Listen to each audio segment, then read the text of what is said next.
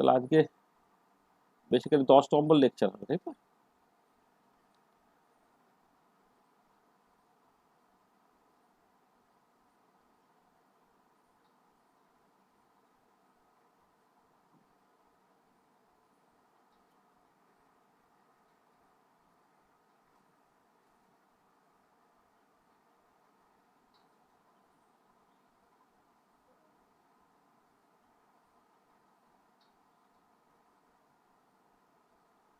Statistical thermodynamics,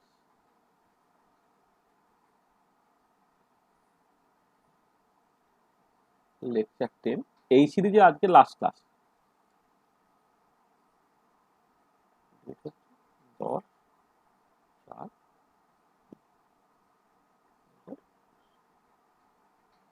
আচ্ছা। আজকে ক্লাসটা মানে অনেকগুলো ছোট ছোট টপিক নিয়ে আমরা আলোচনা করব। আচ্ছা, প্রথম যে জিনিসটা নিয়ে একটু আলোচনা করে ফেলতে চাইছি সেটা হচ্ছে এনসেম্বল থেকে যে ধরনের পরীক্ষায় কোশ্চেন গুলো পড়ে আর কি, সেই এনসেম্বল নিয়ে একটু জাস্ট কথা বলা। Ensemble,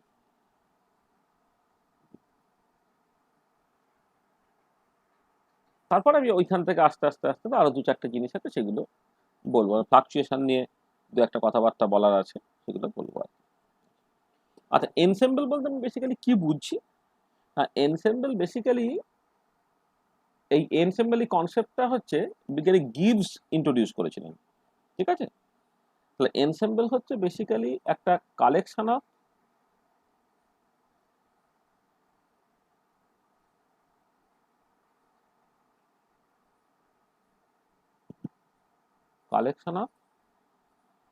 identically prepared subsystem.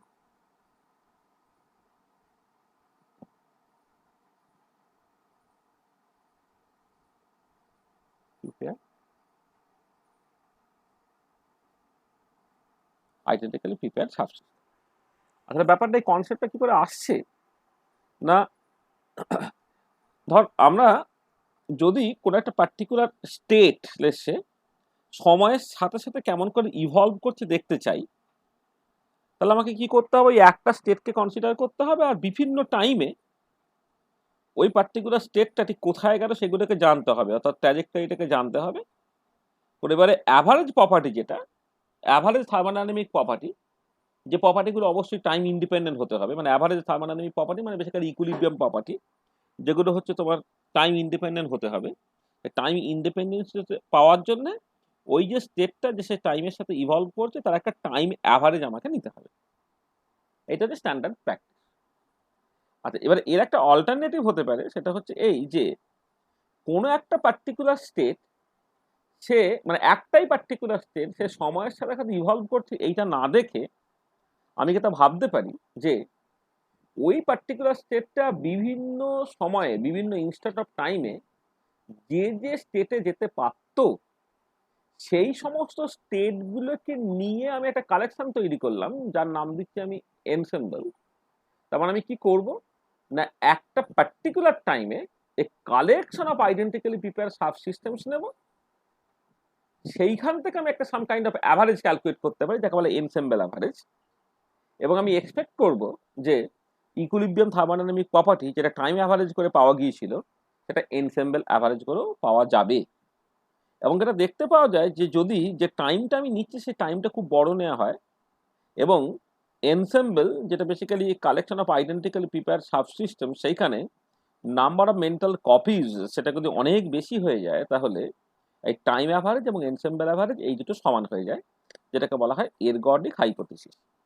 তাহলে এরগডিক হাইপোথিসিসের প্রুফ আছে, কিন্তু প্রুফটা আমাদের দরকার নেই, যে স্টেটমেন্টটা আনার দরকার। সেটা হচ্ছে এই যে তুমি টাইমটা প্রচন্ড বেশি নিয়ে নাও, অথবা number of mental copies in an ensemble সেটা তুমি হিউজ নাও, তাহলে টাইম অ্যাভারেজ এবং এনসেম্বল অ্যাভারেজ এই দুটো সমান হয়ে যাচ্ছে, which is known as the ergodic hypothesis. তাহলে এরগডিক হাইপোথিসিস আছে বলে তুমি স্ট্যাটিস্টিক্যাল মেকানিক্সটাকে বিভিন্ন অ্যাপ্রোচে দেখতে পারো। একটা যেটা আমি বললাম যে একটা পার্টিকুলার স্টেট সে টাইমের সঙ্গে ইভলভ করছে, সেখান থেকে তুমি টাইম অ্যাভারেজ করে ইকুইলিব্রিয়াম থার্মোডাইনামিক প্রপার্টিকে বোঝার চেষ্টা করতে পারো, অথবা কোনো একটা পার্টিকুলার ইনস্ট্যান্টে ওই যে সিস্টেমটা সেটাকে রিপ্রেজেন্ট করবো a collection of identically prepare sub system দিয়ে, দেখাবো যে এনসেম্বল, তার অ্যাভারেজ করে আমি এক্সপেক্ট করবো যে ওটাই ইকুইলিব্রিয়াম থার্মোডাইনামিক প্রপার্টিকে দিচ্ছে। এইটা তো এই হচ্ছে আমার মোটিভেশনটা। তাহলে এবারে আমি এরগটিক হাইপোথিসিসটা শেষে আসছি। তার আগে জাস্ট বুঝে নেওয়ার চেষ্টা করি যে এই কত রকমের এনসেম্বল হতে পারে এবং তাদের করসপন্ডিং ক্যারেক্টারিস্টিক ফিচার্স গুলো কি কি। ঠিক আছে? স্যার, হ্যাঁ, স্যার এই জায়গাটা আরেকবার বলুন না, মানে কিরকম লাগলো? হ্যাঁ, বলবো আস্তে আস্তে সব বলবো। ঠিক আছে? দেখো, তাহলে এনসেম্বল ৩ রকমের হতে পারে। কি কি? তোমার 3 টাইপস অফ এনসেম্বল।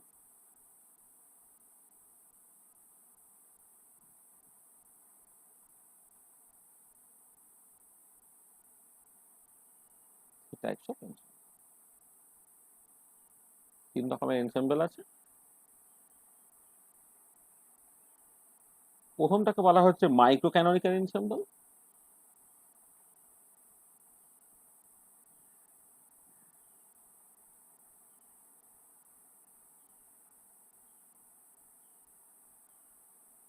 ২ নম্বর হচ্ছে ক্যানোনিক্যাল এনসেম্বল।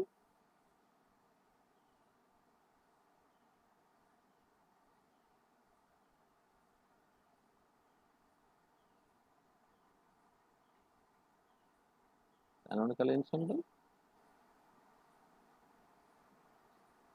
আর ৩ নম্বর হচ্ছে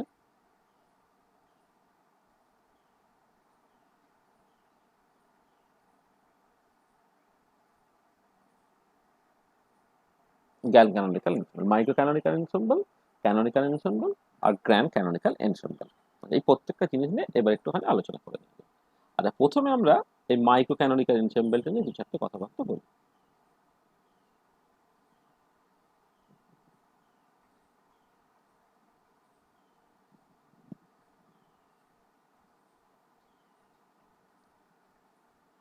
ব্যাপারটা কিরকম দেখো, ধরো তুমি একটা বড় স্টেট কনসিডার করছো, বড় সিস্টেম কনসিডার করছো, বড় স্টেট বলবো না, একটা বড় সিস্টেম তুমি কনসিডার করছো। আর এইখানে এটাকে আমি কতগুলো ভাগে ভাগ করে নিচ্ছি, পার্টিশন করে নিচ্ছি।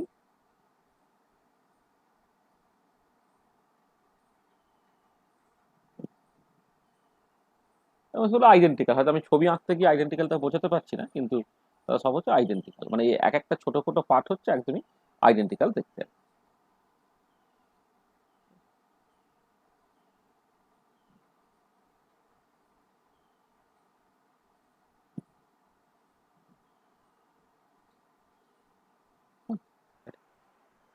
আচ্ছা দেখো, এবারে এই যে এই ছোট ছোট সাবসিস্টেম গুলো তাদের মধ্যে যে বাউন্ডারিটা আমি কেমন নিচ্ছি? প্রথম কথা লিক প্রুফ নেব, রিজিড নেব, আর তার সঙ্গে অ্যাডায়াবেটিক নেব। দেখো, তা যদি করি তাহলে কি দাঁড়াচ্ছে না, আমি ধরে নাও এইখানে নাম্বার অফ পার্টিকেলস আমি এন বলে দিলাম, ভলিউমটাকে ভি বলে দিলাম, আর এনার্জিটাকে ই বলে দিলাম।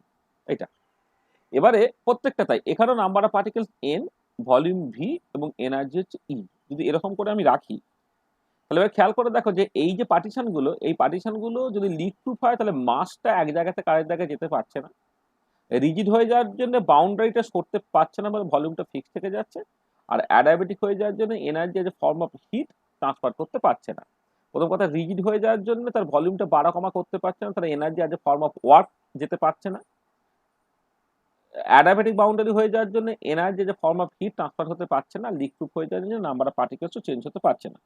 তাহলে এই পার্টিকুলার কেসে তুমি এই আইডেন্টিক্যালি প্রিপেয়ার্ড সাব সিস্টেম, তাহলে এই যে একটা এই প্রথম পার্টটা বা সেকেন্ড পার্টটা বা থার্ড পার্টটা, প্রত্যেক ক্ষেত্রে তুমি কিন্তু এন ভি ই কে কনস্ট্যান্ট রাখতে পারো, যদি in between two mental copies যে বাউন্ডারিটা, সেটা লিক টু রিজিড এবং অ্যাডায়াবেটিক হয়ে যায় আর কি। তার মানে কি দাঁড়াচ্ছে যে এই যে মানে মাইক্রো ক্যানোনিক্যাল এনসেম্বলে এই যে মেন্টাল কপিজ গুলো, সেগুলো ক্যারেক্টারাইজ হচ্ছে কি দিয়ে না, fixed number of particle, fixed volume এবং ফিক্সড এনার্জি দিয়ে। তার মানে যেটা দাঁড়াচ্ছে যে for this ensemble N V E আর ফিক্সড। আচ্ছা, এখানে এনটা অবশ্যই total number of particles,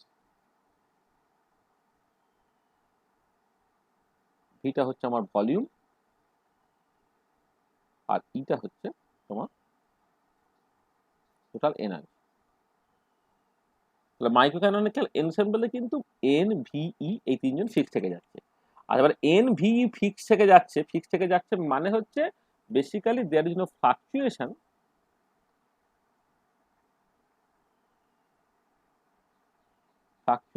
in energy and number of particle. Number of particles এবং এনার্জি ফিক্সড হয়ে গেছে, তাই এনার্জি একটু কম বেশি হচ্ছে, মানে আমি ফ্লাকচুয়েশনটা পরে আমি ডিফাইন করব, যেটা স্ট্যান্ডার্ড ডেভিয়েশন দিয়ে রিপ্রেজেন্ট করা হয়, বা নাম্বার অফ পার্টিকেলসের ফ্লাকচুয়েশন বা এনার্জি ফ্লাকচুয়েশন এইগুলো এখানে থাকবে না। একটা মাইক্রোক্যানোনিক্যাল এনসেম্বলের ক্ষেত্রে তোমার এন এবং ই এই দুটো ফিক্স করে দেওয়া হয়েছে, মানে এনার্জি কোনো ফ্লাকচুয়েশন নেই এবং নাম্বার অফ পার্টিকেলসের কিন্তু কোনো ফ্লাকচুয়েশন নেই। এবং তুমি এটা খেয়াল করে দেখো, আমরা থার্মোডাইনামিক্স, ক্লাসিক্যাল থার্মোডাইনামিক্স যে আইসোলেটেড সিস্টেম বলি, এই আইসোলেটেড সিস্টেমটা কিন্তু কিছুটা এই টাইপের দেখতে, যেখানে নাম্বার অফ পার্টিকেলস এক্সচেঞ্জ হতে পারছে না এবং energy as a form of heat এবং ওয়ার্ক কোনো রকম ভাবে এক্সচেঞ্জ হতে পারছে না। এটা আচ্ছা, এরপরে আমি কি করলাম, এই যে বাউন্ডারিটা আছে সেই বাউন্ডারিটা আমি কিছুটা রিল্যাক্স করলাম।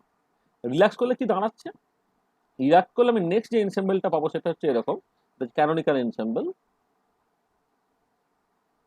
আর ক্যানোনিক্যাল এনসেম্বলটা পাচ্ছি কি করে না, আমি আগের ছবিতে যে বাউন্ডারিটাকে নিয়েছিলাম সেই বাউন্ডারিটাকে রিল্যাক্স করছি কিরকম করে দেখো।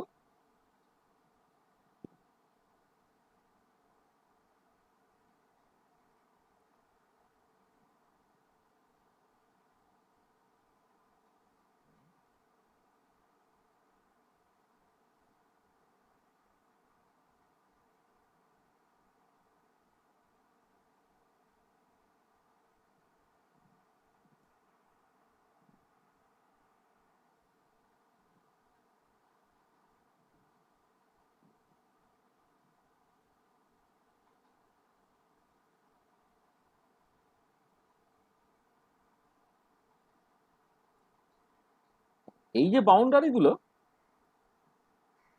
লিক প্রুফ যেমন আছে রাখছি, রিজিড যেমন আছে রাখছি, কিন্তু এটাকে আমি আর অ্যাডাবিটি রাখলাম না, তার বদলে ডায়াথার্মাল রাখলাম, যাতে করে energy as a form of heat transfer হতে পারে। তাহলে লিক প্রুফ মানে নাম্বার অফ পার্টিকেল ফিক্সড হয়ে গেছে, রিজিড মানে ভলিউমটা ফিক্সড হয়ে গেছে। এবারে দেখো এনার্জি যদি ট্রান্সফার হতে পারে তাহলে কি হবে, তাহলে একটা সময়ের পরে কিন্তু থার্মাল ইকুইলিব্রিয়ামে থাকবে। তার মানে ডায়াথার্মাল যদি তুমি করে দাও, ডায়াথার্মাল করলে হচ্ছে এনার্জিটা এক্সচেঞ্জ হতে পারবে, মানে অ্যাডাবেটিক হলে এক কথা boundary energy as a form of heat transfer হতে পারছে না। এখন কিন্তু energy as a form of heat transfer যদি হতে পারে তাহলে অ্যাট ইকুইলিব্রিয়ামে কি হবে, তোমার থার্মাল ইকুইলিব্রিয়াম চলে আসবে, অর্থাৎ টেম্পারেচারটা ফিক্সড হয়ে যাবে। অর্থাৎ এই পার্টিকুলার কেসে হচ্ছে এন ভি টি তারা ফিক্সড, এন ভি টি তারা হচ্ছে ফিক্সড হয়ে যাচ্ছে। আগেরটা যেমন এন ভি ই ফিক্সড ছিল, এখন হচ্ছে এন ভি টি ফিক্সড হয়ে যাচ্ছে। তাহলে কি দাঁড়াচ্ছে যে এই ইন মানে এই পার্টিকুলার কেসে যে দেয়ার ইজ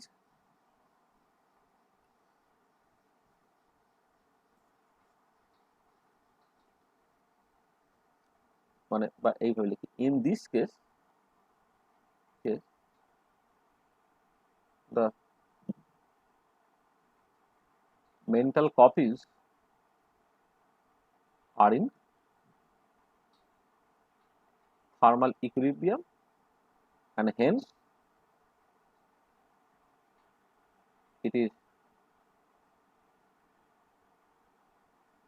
characterized by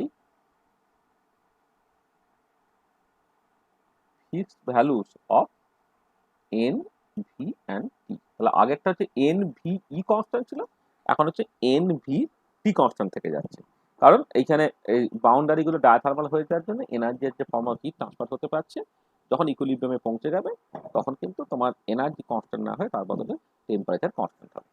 আর এই পার্টিকুলার কাছে যেটা ইম্পর্টেন্ট যে এখানে there is no fluctuation in number of particles, কারণ এনটা ফিক্সড হয়ে গেছে।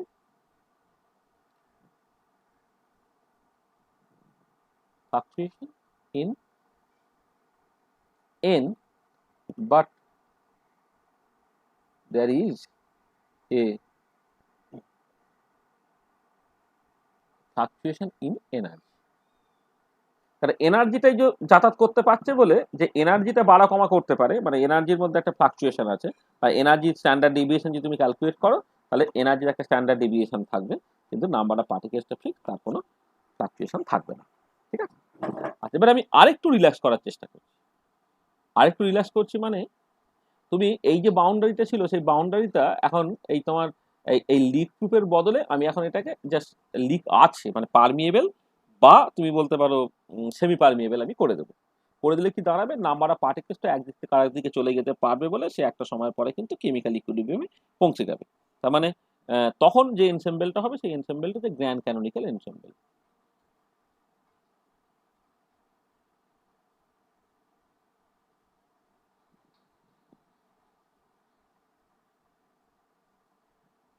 Grand canonical ensemble. তো গ্র্যান্ড ক্যানোনিক্যাল এনসেম্বলে কি করা হচ্ছে, এইখানেই আঁকি অল্প জায়গার মধ্যে।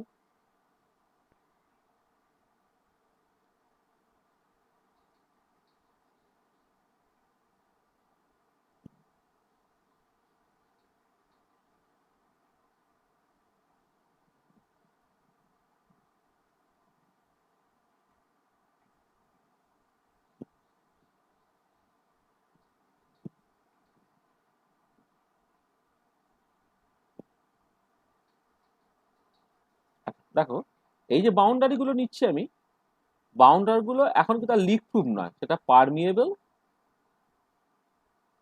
অর সেমি পারমিয়েবল নিলাম, রিজিডটা আমি রাখছি, আর ডায়াথার্মাল যেমন ছিল ডায়াথার্মাল আমি রাখছি। তাহলে কি হবে না, নাম্বার অফ পার্টিকেল একদিক থেকে আরেক দিকে যেতে পারবে, energy as a form of heat সেও যেতে পারবে, শুধু বাউন্ডারিটা সরছে না, রিজিড, সেখানে ভলিউমটা ফিক্স থাকছে। আর এবারে দেখো নাম্বার অফ পার্টিকেল যদি একদিক থেকে আরেক দিকে চলে যায় তাহলে আমি বলতে পারি না যে এই যে এনটা ফিক্স থাকছে এনসেম্বল গুলোতে, সেটা আর হবে না। তার বদলে যেটা হবে যে যদি মাসটা বা পার্টিকেল গুলো একদিক থেকে আরেক দিকে চলে যেতে পারে তাহলে দিনের শেষে সে অ্যাকচুয়ালি কেমিক্যাল ইকুইলিব্রিয়ামে পৌঁছাবে। কেমিক্যাল ইকুইলিব্রিয়ামে পৌঁছালে কিন্তু তার কেমিক্যাল পোটেনশিয়ালটা কনস্ট্যান্ট হয়ে যাবে। তার মানে এক্ষেত্রে এটা দাঁড়াচ্ছে যে তোমার মিউ ভি আর টি তারা কনস্ট্যান্ট, মিউ ভি আর টি তারা কনস্ট্যান্ট। তাহলে এই পার্টিকুলার কেসে কি হচ্ছে, in this case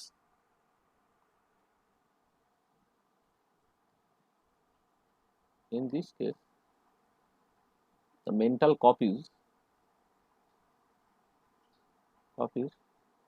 are in both chemical and thermal equilibrium, এটা আর it is characterized by, মানে এই এনসেম্বলটা grand canonical ensemble is characterized by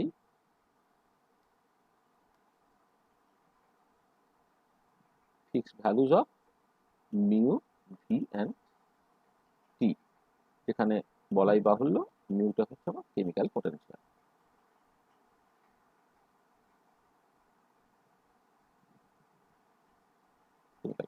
এটা আর এই পার্টিকুলার কেসে নাম্বার অফ পার্টিকেলসটাও যদি চেঞ্জ হতে পারে, এনার্জিটাও চেঞ্জ হতে পারে, সেখানে নাম্বার অফ পার্টিকেলস এনার্জি দুজনেরই ফ্লাকচুয়েশন থাকছে। তাহলে ইন দিস কেস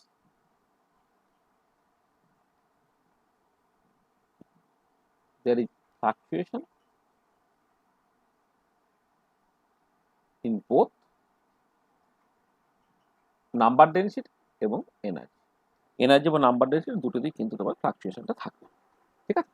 তাহলে দেখো আমি তিনটে এনসেম্বল, এই তিনটে এনসেম্বল কি কি দিয়ে ক্যারেক্টারাইজ হচ্ছে, তাদের মধ্যে বাউন্ডারি গুলো কেমন হবে এবং তাদের যে বৈশিষ্ট্যগুলো সেটা দেখে নিতে পারছি। এবার বিভিন্ন এনসেম্বল নিয়ে যে স্ট্যাটিস্টিক্যাল মেকানিক্সটাকে করা, তার যে বিভিন্ন অ্যাপ্রোচটা আর কি, সেইটা একটুখানি অ্যাডভান্স স্ট্যাটিস্টিক্যাল মেকানিক্সের মধ্যে সার্টেনলি পড়ানো হয়। এটা আমরা এই পার্টিকুলার কেসে বলছি না আর কি, তিনটে এনসেম্বল কি সেই জিনিসটাকে আলোচনা করলাম। আচ্ছা, এবারে এই যে জিনিসটা দিয়ে আমি শুরু করেছিলাম, যেটা তোমাদের মধ্যে কেউ একজন জিজ্ঞেস করলে যেটা একবার বলতে, সেই পার্টটাতে এবার আমি যাচ্ছি। আর এবারে যে ইম্পর্টেন্ট কনসেপ্ট আমি ইন্ট্রোডিউস করতে চাইবো সেটা হচ্ছে এরগডিক হাইপোথিসিস।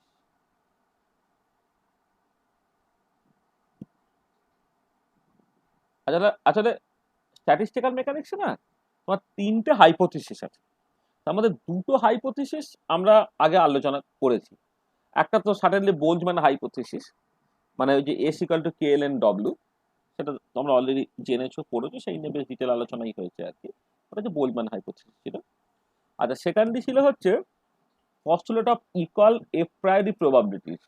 সেটাও আমরা আলোচনা করেছিলাম একদম প্রথম দিকে, যখন মোস্ট ডমিনেটিং কনফিগারেশনের গল্প বলা হয়েছিল। সেখানে বলা হয়েছিল যে কোন একটা পার্টিকুলার ম্যাক্রোস্টেটের আন্ডারে যে সমস্ত মাইক্রোস্টেট গুলো পাওয়া যেতে পারে, প্রত্যেকটা মাইক্রোস্টেটে প্রত্যেকটা মাইক্রোস্টেটে ইকুয়ালি প্রবাবেল হচ্ছে।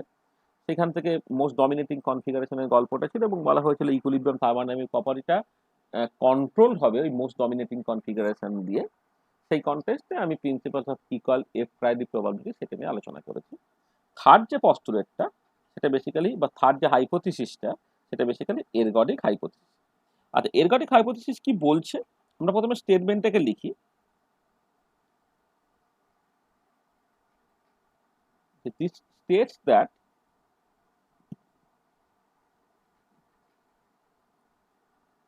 This states that for a stationary random process, for a stationary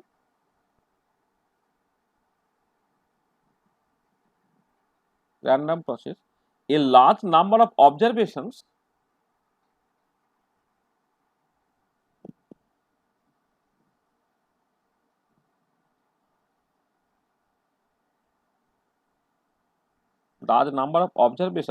made on a single system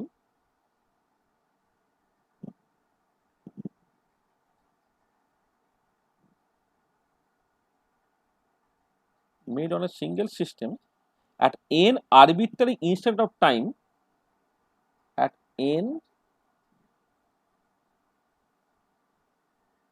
arbitrary instant of time, have the same statistical properties, have the same statistical properties as observing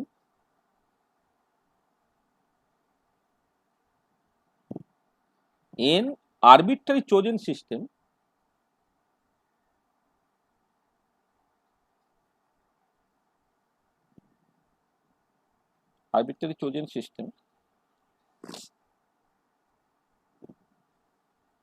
at the same time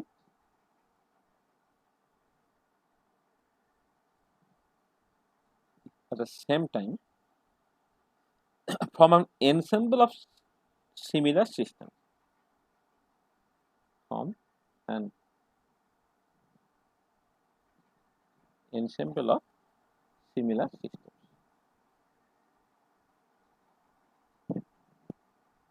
কি হলো ভালো করে পড়ে দেখো।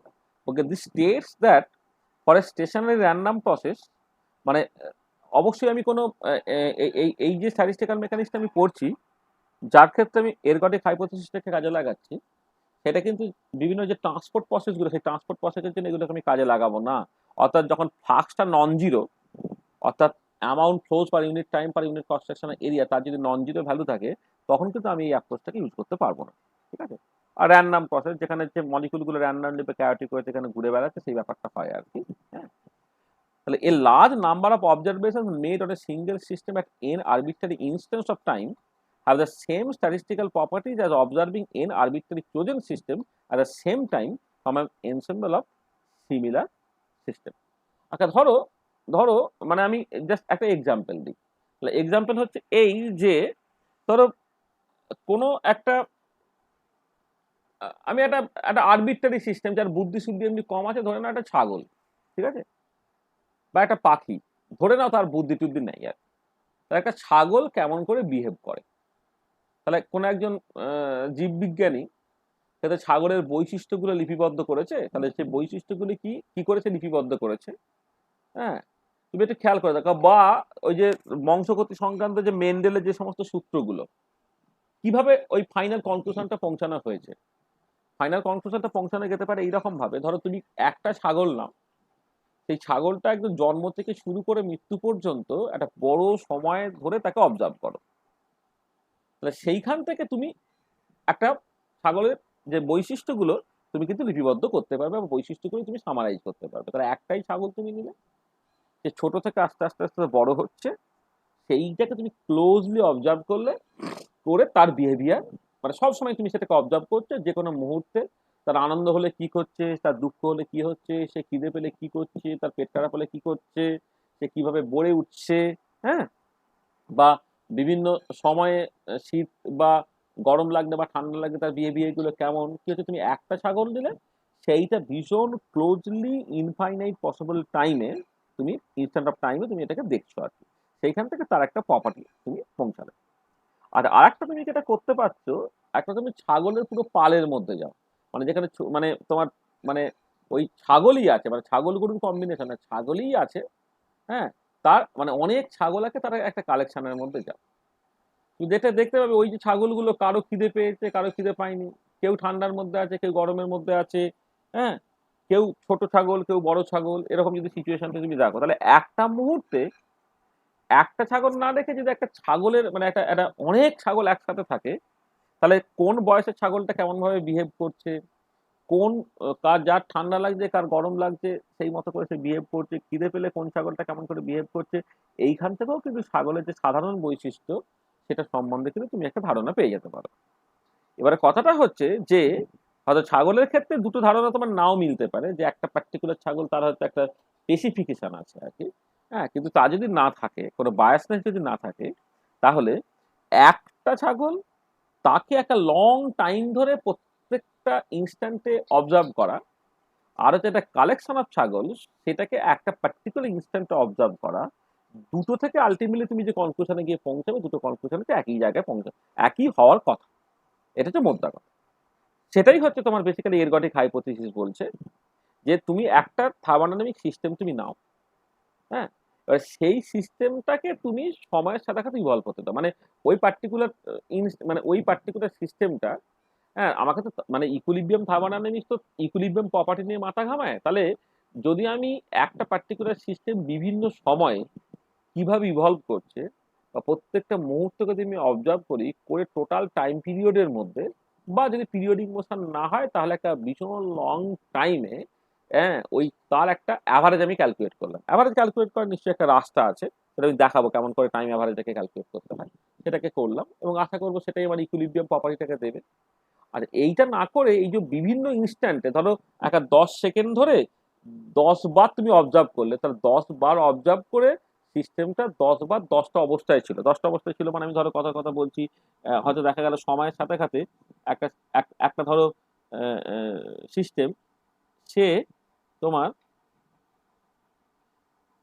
সময়ের বিভিন্ন সময়ে আমি তাকে অবজার্ভ করলাম, অবজার্ভ করে ধরো সে বেসিক্যালি ধরো 1 2 3 4 5 6 একটা জিনিস সামাও ধরো রোটেট করছে কোনো একটা ফিক্স পয়েন্টের রেসপেক্টে, তাহলে কি করছে, তুমি এই এই পার্টিকেলটাই তুমি অবজার্ভ করলে বিভিন্ন টাইমে তুমি দেখতে পাচ্ছ রোটেট করছে, ঠিক আছে তো, তাহলে এইটা হচ্ছে তোমার T1 টাইমে, এটা T2 টাইমে, এটা T3 টাইমে, এইভাবে তুমি দেখছো। তার বদলে তুমি জিনিসটাকে এইভাবে ভাবতে পারো যে এই এই এই একই রকম ছবি তুমি কি করলে ওই একই মানে ধরো এটা কিন্তু একটা দেশলাই কাঠি হয়, একটা দেশলাই কাঠিকে তুমি রোটেট করছো, বিভিন্ন সময়ে তুমি স্ন্যাপশট নিচ্ছ, মানে তোমার মোবাইলে তুমি বেসিক্যালি মানে ভীষণ কুইকলি কাট কাট কাট কাট কাট কাট কাট কাট করে ছবিগুলোকে আঁকছো, হ্যাঁ, ছবিগুলোকে রাখতে দেখছো, প্রথমে দেশলাই কাঠি এইরকম ভাবে এখানে ছিল, তারপরে এখানে, তারপরে এখানে, তারপরে এখানে 10টা ছবি পেয়েছো, এরকম পরপর দেখতে 10টা ছবিতে যদি সুপার পোজ করো তাহলে ওভারঅল ছবিটা এরকম দেখতে। আর তার বদলে তুমি এক কাজ করো, যে তুমি ওই 10টা দেশলাই কাঠিকে এইরকম ভাবে সাজিয়ে রেখে, এরকম ভাবে সাজিয়ে রেখে, হ্যাঁ, এই যে একই রকম সাজিয়ে রেখে তুমি একটা একটা পার্টিকুলার টাইমে একটা পার্টিকুলার সাজিয়ে রেখে তুমি জাস্ট একসাথে একটা ছবি তুললে, তাহলে একটা দেশলাই কাঠি সে ইভলভ করছে, তার বদলে এই যে 8টা ডিফারেন্ট ইনস্ট্যান্টে তুমি ছবিটাকে তুললে, তার বদলে 8টা ওই একই রকমের দেখতে 8টা দেশলাই কাঠি তুমি একই সাথে রেখে দিলে, দেখো ওভারঅল এফেক্টটা দেখো, এইটাও যেমন দেখতে, এইটা হচ্ছে তেমন টাইপের দেখতে হবে। এবারে কথাটা হচ্ছে যে যদি তুমি এই এই টাইমটাকে অনেকক্ষণ ধরে নাও, অথবা এই এনসেম্বলে তোমার নাম্বার অফ মেন্টাল কপিজের সংখ্যাটা যদি তুমি হিউজ নাও, তাহলে কিন্তু এই রকম করে তুমি যে প্রপার্টিটা পাবে আর এই রকম করে যে প্রপার্টিটা পাবে, দুটো প্রপার্টি কিন্তু আলটিমেটলি তোমার সমান হয়ে যাবে। এটাই তোমার বেসিক্যালি এরগটিক হাইপোথিসিস। আচ্ছা, আরেকটুখানি মোর প্রিসাইজ হয়তো তুমি এইভাবে বলতে পারো, ইন আদার ওয়ার্ডস তুমি ব্যাপারটাকে এইরকম করে ভাবতে পারো,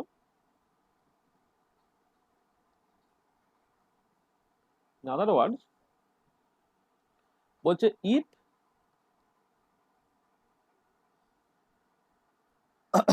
number of systems in an ensemble বা number of copies আর কি copies in an ensemble is huge and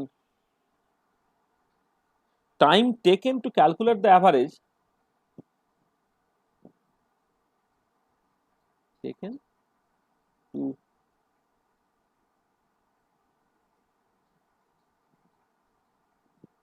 calculate the average is very long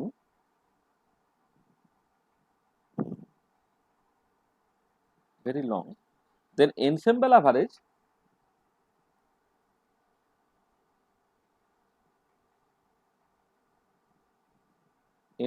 average is equal to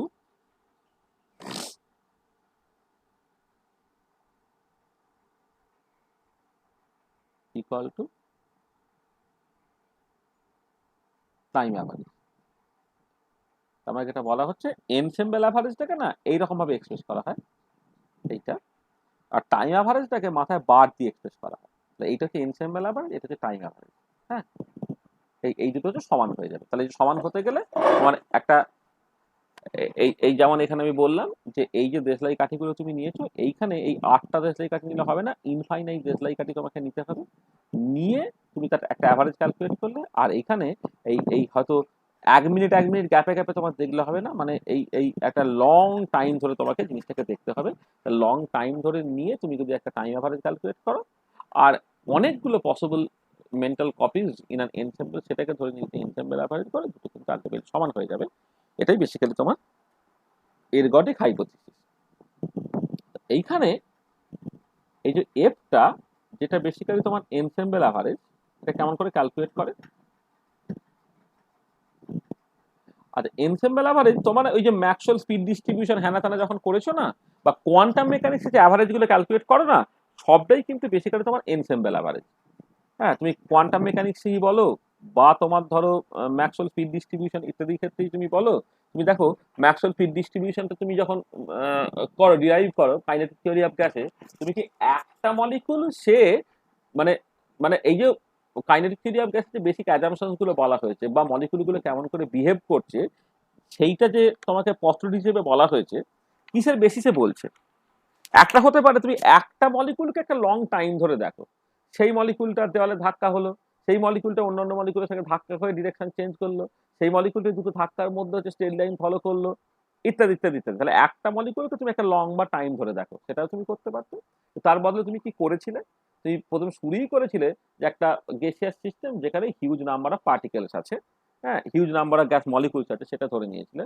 এবারে সেই মলিকুলগুলো র্যান্ডাম চাউটিং মোশনস আছে, হ্যাঁ, কোন একটা নির্দিষ্ট মুহূর্তে হয়তো একটা মলিকুল দেওয়ালে ধাক্কা দিচ্ছে, তো অন্য মলিকুল স্ট্রেট লাইনে মুভ করছে, বা অন্য আরেকটা মলিকুল হয়তো সেই সময় হচ্ছে তোমার এক্স ডিরেকশনে গেছে, তো আরেকটা মলিকুল সেই সময় ওয়াই ডিরেকশনে গেছে।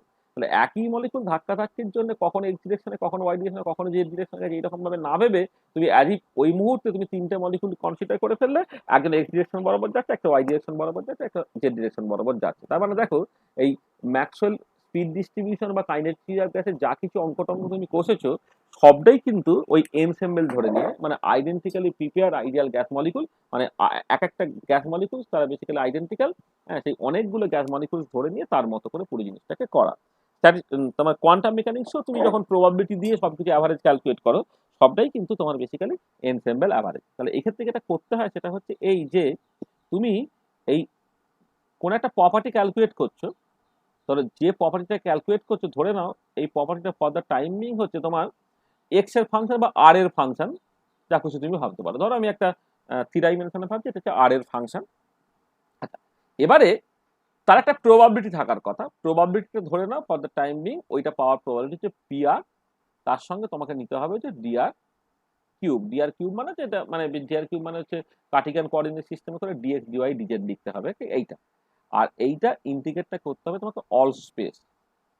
আচ্ছা, এবার এইটাকে নর্মালাইজ করে নিতে হবে, ইন্টিগ্রাল অল স্পেস। যদি নর্মালাইজ প্রবাবিলিটি হয়, অর্থাৎ এইটা হচ্ছে প্রবাবিলিটি ইন্টু ডিআর তার কিউব, এটা যদি 1 হয়ে যায় তাহলে নর্মালাইজ প্রবাবিলিটি, আর কি তখন ডিনোমিনেটরটা লেখার দরকার নেই। আদারওয়াইজ তোমাকে এনসেম্বল অ্যাভারেজ এইরকম ভাবে ক্যালকুলেট করতে হবে। আমরা দেখবে যখন ম্যাক্সওয়েল ফিল্ড ডিস্ট্রিবিউশন বলেছিলাম তখন এনসেম্বল টার্মটাকে উল্লেখ করিনি, তার বদলে বলতাম যে যাকে ক্যালকুলেট করছো সেইটা ইনটু সেটা পাওয়ার প্রবাবিলিটি এইটা, আর তার সাথে সাথে প্রবাবিলিটি যদি নর্মালাইজ হয় তো তাহলে ওইটুকু করলেই চলে। কোয়ান্টাম মেকানিক্সে তুমি দেখেছো যদি প্রবাবিলিটি নর্মালাইজ না হয় তাহলে কিন্তু ওই যেটা ইন্টিগ্রাল ওভার অলসো ওই যে সাইজটা সাইডটাও দিয়ে ভাগ করতে হয় না, ব্যাপারটা হচ্ছে সেই জিনিসটা। তাহলে এই যে জিনিসটা এইটা তোমার বেসিক্যালি হচ্ছে এনসেম্বল অ্যাভারেজ। এফটা হচ্ছে ওই ফিজিক্যাল কোয়ান্টিটি যেটা যেটা আর এর ফাংশন, আর পিআর যে পার্টটা মানে সেটা হচ্ছে প্রবাবিলিটি ডেনসিটি রিপ্রেজেন্ট করে, মানে পিআরটা হচ্ছে তোমার প্রবাবিলিটি ডেনসিটি।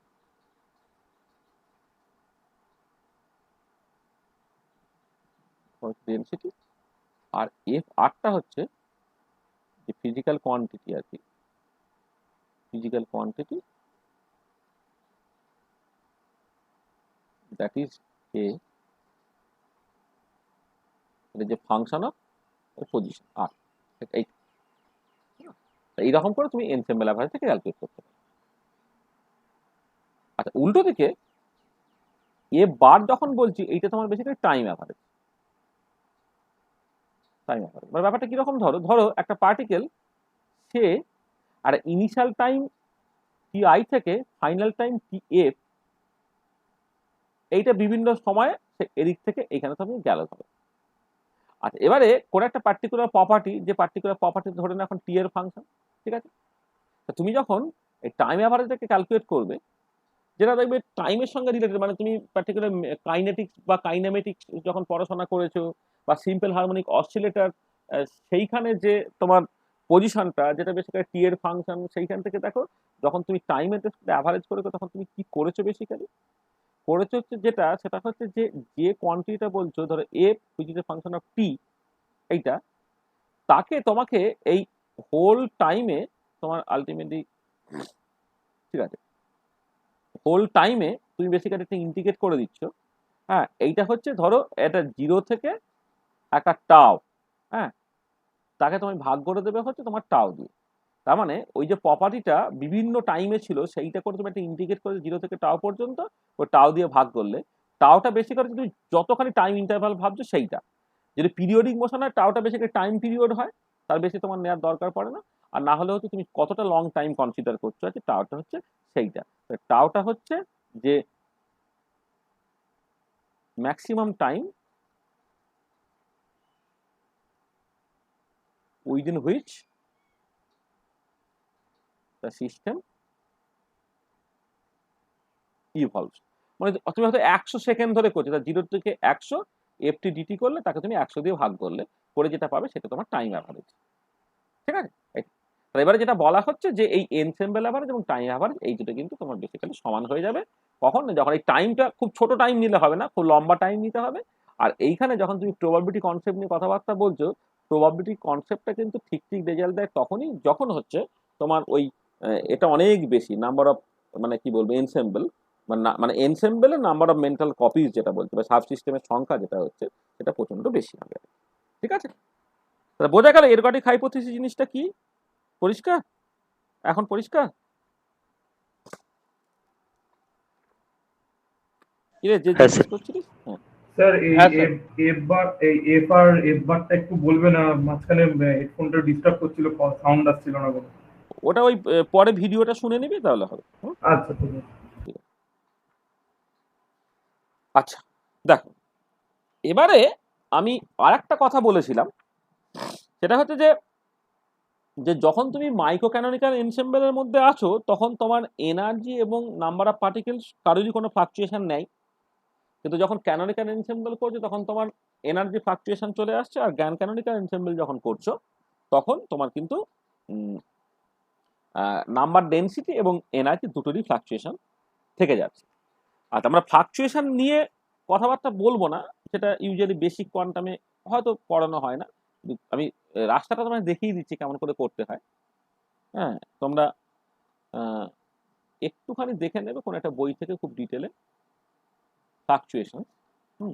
ফ্লাকচুয়েশন জিনিসটা কি প্রথমে বলি। আচ্ছা ফ্লাকচুয়েশন কিছুই না, তুমি এটাকে ডিফাইন করতে পারো এইরকম ভাবে, ধরো এফ একটা কোয়ান্টিটি, ধরো বললাম লেট এফ হচ্ছে একটা ফিজিক্যাল কোয়ান্টিটি। হ্যাঁ,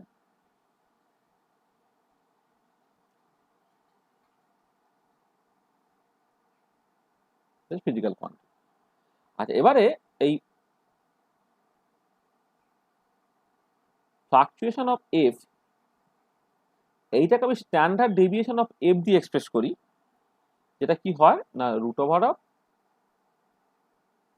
F square average minus F অ্যাভারেজের স্কোয়ার। তাহলে root over of F square average minus F average তার স্কোয়ার। মানে এটাকে তুমি এইরকম করেও ভাবতে পারো, অথবা দেখো যখন ভ্যারিয়েন্স ক্যালকুলেট করা হয়, ভ্যারিয়েন্স লোকে কি করে ক্যালকুলেট করে? ক্যালকুলেট করে হচ্ছে তুমি যে প্রপার্টিটার ভ্যারিয়েন্স ক্যালকুলেট করতে গেছে সেই প্রপার্টিটা মাইনাস তার অ্যাভারেজটা, তার স্কোয়ার নিয়ে আবার অ্যাভারেজ করতে হয়। মনে আছে যে তোমার সিগমা এক্স স্কোয়ার মানে হচ্ছে ওই x I minus x average তার স্কোয়ার নিয়ে অ্যাভারেজ করতে হয়, তাহলে তার স্কোয়ার রুট যেটা, এটাই বেসিক্যালি ফ্লাকচুয়েশন ইন সিগমা। আর এবারে এইখানে খেয়াল করো, এইখানে এই যে তুমি এফ স্কোয়ার অ্যাভারেজ বা এফ অ্যাভারেজের স্কোয়ারটা তুমি করছো, এখানে এফ অ্যাভারেজ তুমি করে ক্যালকুলেট করো। যদি কন্টিনিউয়াস প্রবাবিলিটি হয় তাহলে যেভাবে আমি লিখেছিলাম যে ইন্টিগ্রাল ওভার অল স্পেস,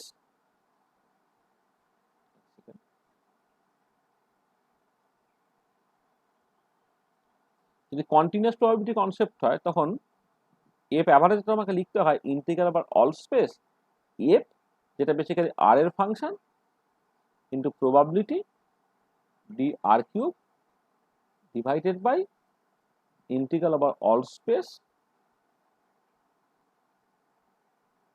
এই প্রবাবিলিটি। নর্মালাইজ প্রবাবিলিটি ডিনোমিনেটরে লেখার দরকার পড়ে না। এটা হচ্ছে কখন না হোয়েন এফ আর যেটা ভ্যারিজ কন্টিনিউয়াসলি উইথ আর, আর এর সঙ্গে যখন কন্টিনিউয়াসলি চেঞ্জ হয় এইটা। অথবা কি হতে পারে, অথবা তুমি এটাকে লিখতে পারো সামেশন ওভার এফ, এটাকে এফ আই বা এরকম করে লিখছি, কিন্তু PI divided by sum over PI. এটা কখন? এটা হচ্ছে ফর ডিসক্রিট প্রবাবিলিটি, মানে হোয়েন এফ আই হ্যাজ সাম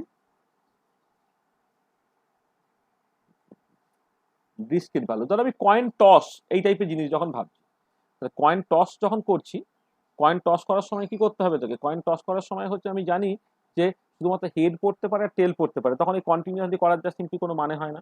বা পরে কোয়ান্টাম মেকানিক্সের কন্টেক্সটে যদি আমি দেখি যে কতগুলো কোয়ান্টাইজ বা discrete orientation is just possible, তখন তোমার এই এটাকে ইন্টিগ্রেট করার যা সিম্পলি কোনো মানে হয় না, তখন যা সামেশান দিয়ে তুমি ব্যাপারটাকে ম্যানেজ করে ফেলতে পারছো আর কি। তাহলে যেটা হচ্ছে যে কন্টিনিউয়াস প্রবাবিলিটি যদি গল্প থাকে তাহলে এফ অ্যাভারেজটা এইরকমভাবে ক্যালকুলেট করতে হয়, আর যদি তোমার ডিসক্রিট প্রবাবিলিটি গল্প থাকে তাহলে কিন্তু summation over I, summation over I F I PI by হচ্ছে তোমার পিআই, এটা তোমায় করতে হচ্ছে।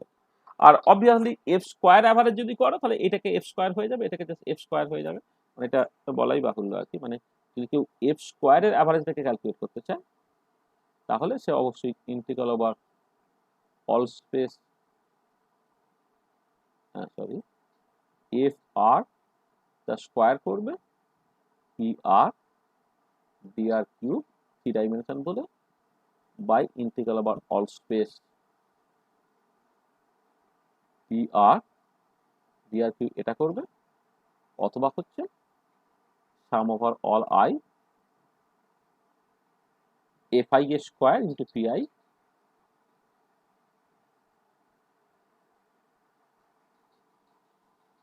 এফ আই এর square into P I divided by sum over I P I, এরকম ভাবে করবে। এটা ডিসক্রিট প্রবাবিলিটির জন্য, এটা কন্টিনিউয়াস প্রবাবিলিটির জন্য।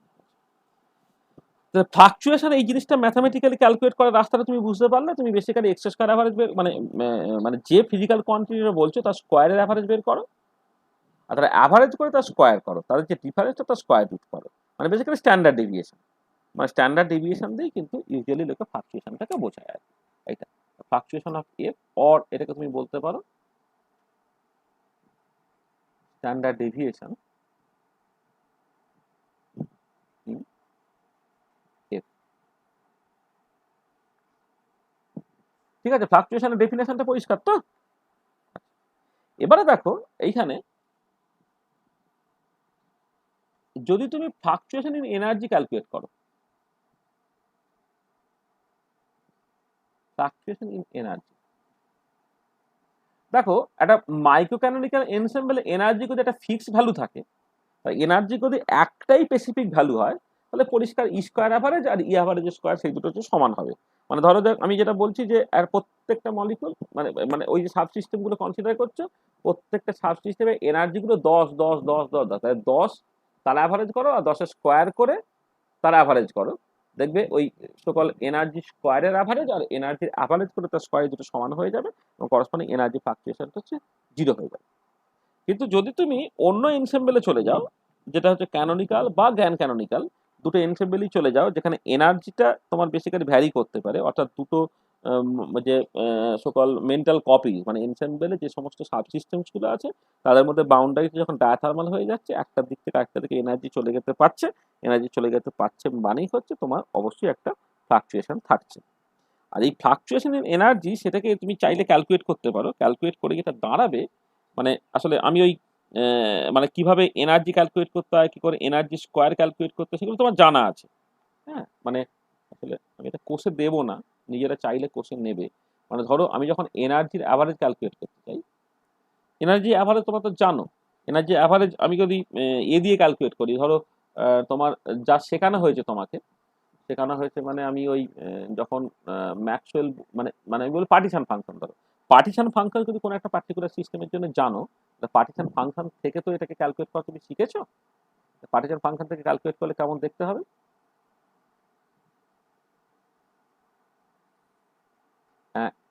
যার অ্যাভারেজ ক্যালকুলেট হচ্ছে সেইটা into GI E to the power minus epsilon I by KT, এইটা ডিভাইডেড বাই জেড,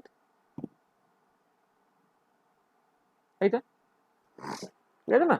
এটা তাহলে এইটা হচ্ছে তোমার বেসিক্যালি এনার্জির অ্যাভারেজ ক্যালকুলেট করা। মানে তুমি এইভাবে ভাবতে পারো summation over I epsilon I PI, PI হচ্ছে প্রবাবিলিটি, যেটা NI by capital N, NI by capital N from Maxwell Boltzmann distribution formula, সেটা হচ্ছে GI to the power minus epsilon by KT by Z. আর এটা পুরোটাই পেলাম হচ্ছে from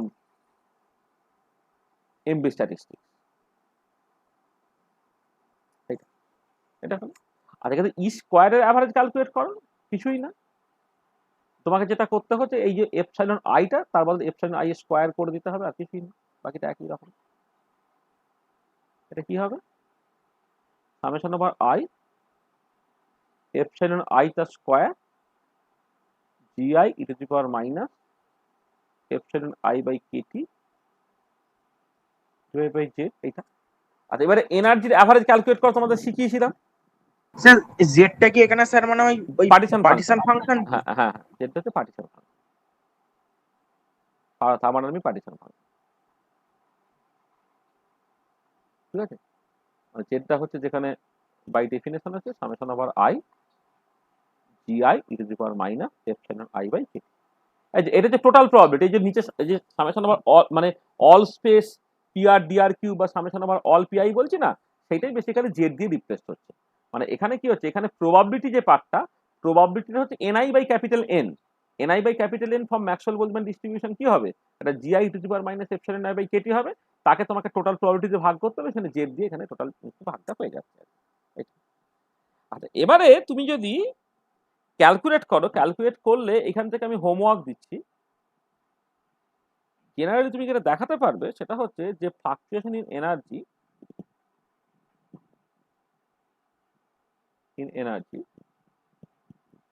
sigma E, এটা basically E square average minus E average তার square root, এটা হয় হচ্ছে তোমার রুট ওভার অফ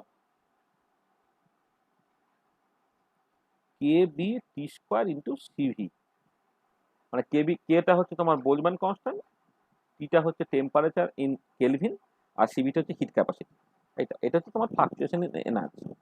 আচ্ছা এবারে তুমি যদি রিলেটিভ ফ্লাকচুয়েশন ক্যালকুলেট করো, রিলেটিভ ফ্লাকচুয়েশন মানে হচ্ছে তোমার sigma E by average energy, এটাকে হচ্ছে রিলেটিভ ফ্লাকচুয়েশন। রিলেটিভ ফ্লাকচুয়েশনটা কি হবে? রিলেটিভ ফ্লাকচুয়েশনটা খেয়াল করো একটু জানি, জাস্ট তোমার এটা কেমন করে যাচ্ছে আমি সেইটুকু তোমাকে দেখাচ্ছি। দেখো এইটা কেমন করে, এটা রিলেটিভ ফ্লাকচুয়েশন। রিলেটিভ ফ্লাকচুয়েশনটা আছে, আমি এক লাইন লিখছি তারপর না হয় বলছি। এটা হচ্ছে KB T square CV divided by average এনার্জিটা। আর এবার খেয়াল করো যে একটা যদি সিস্টেমে টোটাল এনটা পার্টিকেল থাকে, তাহলে এনটা পার্টিকেল থাকলে যে সিভিটা, এটা হচ্ছে total hit capacity, not molar hit capacity বা হিট ক্যাপাসিটি পার মলিকুল, এরকম নয়। এটা হচ্ছে মোলার হিট ক্যাপাসিটি। সেটা কি হয়? টোটাল নাম্বার অফ পার্টিকেলসের সঙ্গে প্রপোর্শনাল। টোটাল হিট ক্যাপাসিটি একটা এক্সটেন্সিভ প্রপার্টি। তো স্পেসিফিক হিট বা মোলার হিট ক্যাপাসিটি তারা ইন্টেনসিভ প্রপার্টি।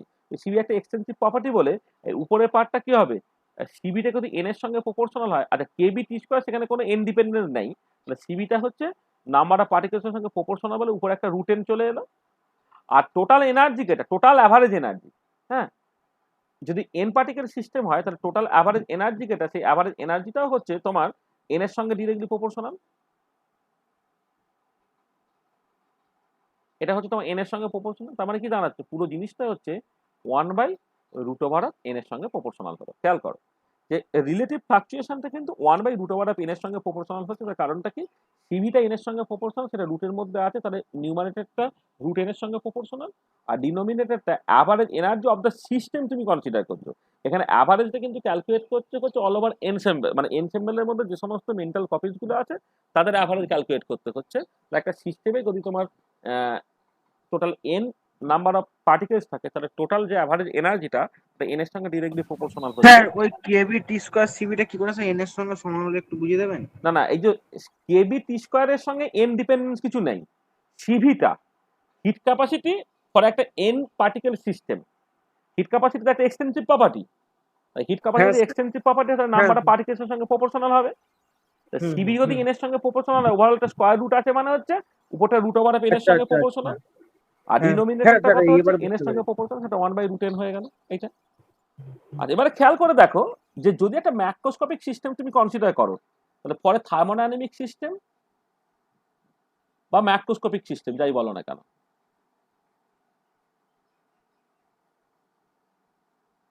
পরে ম্যাক্রোস্কোপি, যেটা আমি থার্মোডাইনামিক সিস্টেম বলছি,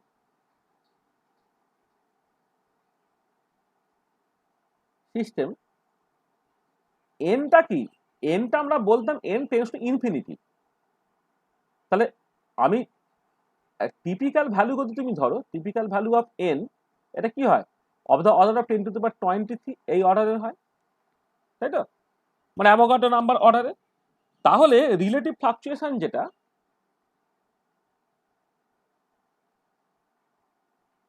relative fluctuation sigma E by P average, এটা প্রপোর্শনাল টু কি হবে, 1/√10⁻23 এর সঙ্গে প্রপোর্শনাল হচ্ছে। তার মানে দেখো এটা অফ দ্য অর্ডার অফ, আমি একদম মানে 10⁻⁻11 এরকম অর্ডার হচ্ছে, এটা মাঝ লেস দ্যান 1, এটা বা এটা টেন্স টু 0 যাই বলো, এটা হচ্ছে টেন্স টু 0। তার মানে এটা দাঁড়াচ্ছে দেখো যে তোমার এই রিলেটিভ ফ্লাকচুয়েশনটা তোমার মোরাললেস ভ্যানিশ করে যাচ্ছে। রিলেটিভ ফ্লাকচুয়েশন প্রায় ভ্যানিশ করে যাচ্ছে যখন নাম্বার অফ পার্টিকেলস কিন্তু তোমার অনেক বড় হয়ে যাচ্ছে, টেন্স টু ইনফিনিটি হয়ে যাচ্ছে। মানে অ্যাভোগাড্রো নাম্বার অ্যামাউন্টেই যদি হয়, তাহলে এইটা অফ দ্য অর্ডার অফ 10⁻⁻11.5 এরকম টাইপের দেখতে, which is very very less than 1, এটা। তার মানে এটা দাঁড়াচ্ছে যে এই এনার্জি ফ্লাকচুয়েশনটা, রিলেটিভ এনার্জি ফ্লাকচুয়েশন তুমি জাস্ট সিম্পলি ইগনোর করতে পারো ইন এ থার্মোডাইনামিক সিস্টেম যেখানে number of particles tends to infinity. তার মানে এটা দাঁড়াচ্ছে যে relative energy fluctuation can be ignored, relative fluctuation in energy, relative fluctuation in energy can be neglected if total number of particles n টা tends to infinity, ঠিক আছে। এবং তখন কি হবে খেয়াল করো, তাহলে রিলেটিভ এনার্জি ফ্লাকচুয়েশনটা তোমার বেসিক্যালি নেগলেক্ট করতে পারছি যখন n টেন্ডস টু ইনফিনিটি। তো এই কন্ডিশনে কি হলো, দেখো ক্যানোনিক্যাল এনসেম্বলে এনার্জি ফ্লাকচুয়েশনটা ছিল, মাইক্রো ক্যানোনিক্যাল এনসেম্বলে এনার্জি ফ্লাকচুয়েশনটা নেই, তার মানে ক্যানোনিক্যাল এনসেম্বলটা অ্যাজিভ যেন এই পার্টিকুলার কন্ডিশনে মাইক্রো ক্যানোনিক্যাল এনসেম্বলে রিডিউস করে যাচ্ছে। তাহলে ইন দিস কেস বা ইন দিস কেস মানে ইন দিস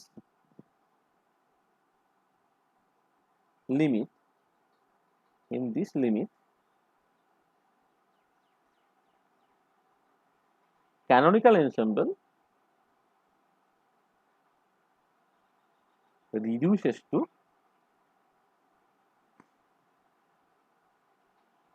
microcanonical ensemble। এই পার্টিকুলার ক্ষেত্রে ক্যানোনিক্যাল এনসেম্বলটা তারপর মাইক্রোক্যানোনিক্যাল এনসেম্বলে রিডিউস করে যাচ্ছে। তাহলে এরকম একবার পরীক্ষায় পড়েছিল যে কোন কন্ডিশনে ক্যানোনিক্যাল এনসেম্বলটা মাইক্রোক্যানোনিক্যাল এনসেম্বলে রিডিউস করে যাচ্ছে, সেটা হচ্ছে এই যে যখন নাম্বার অফ পার্টিকেলসটা হচ্ছে অনেকটা বড়, ঠিক আছে, নাম্বার অফ পার্টিকেল যখন অনেক বড় হয়ে যাবে তখন কিন্তু তোমার রিলেটিভ ফ্লাকচুয়েশনটা ভ্যানিশ করে যাবে, তখন তোমার ক্যানোনিক্যাল এনসেম্বলটা মাইক্রোক্যানোনিক্যাল এনসেম্বলে রিডিউস করে যাবে। ঠিক আছে, এই পার্টটা পরিষ্কার বোঝা গেল?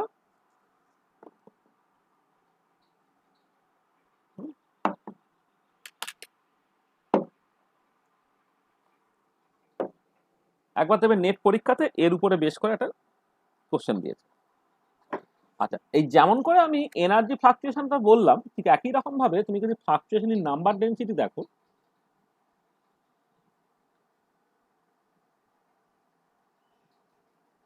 Fluctuation in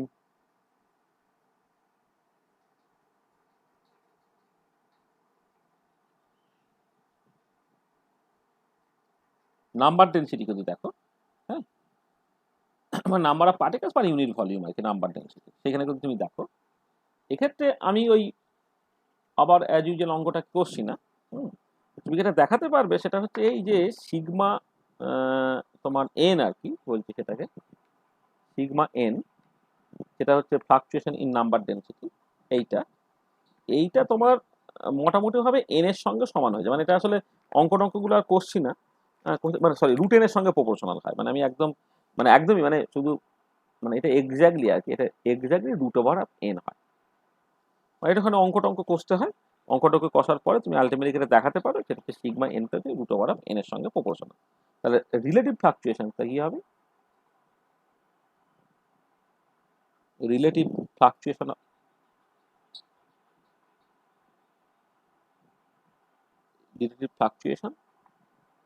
of number density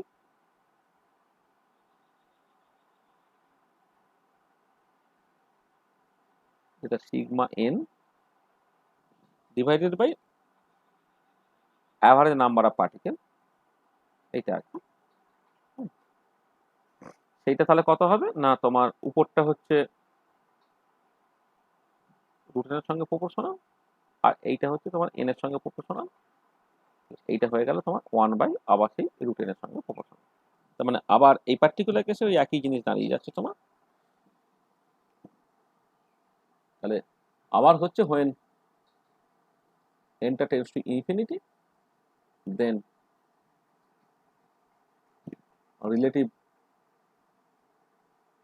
fluctuation in number density tends to 0, and a particular case in this condition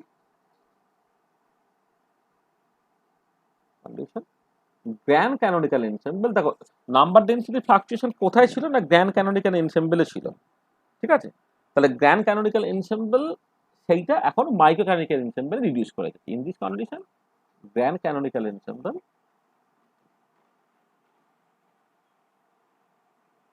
reduces to microcanonical ensemble।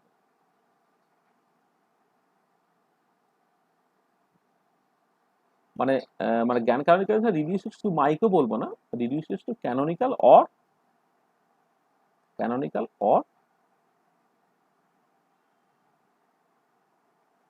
microcanonical ensemble। জ্ঞান canonical ensemble reduces to canonical or microcanonical ensemble। ঠিক আছে, আচ্ছা মানে ব্যাপারটা কিরকম হচ্ছে যে মানে তুমি ধরো গ্র্যান্ড ক্যানোনিক্যাল এনসেম্বল দিয়ে স্টার্ট করলে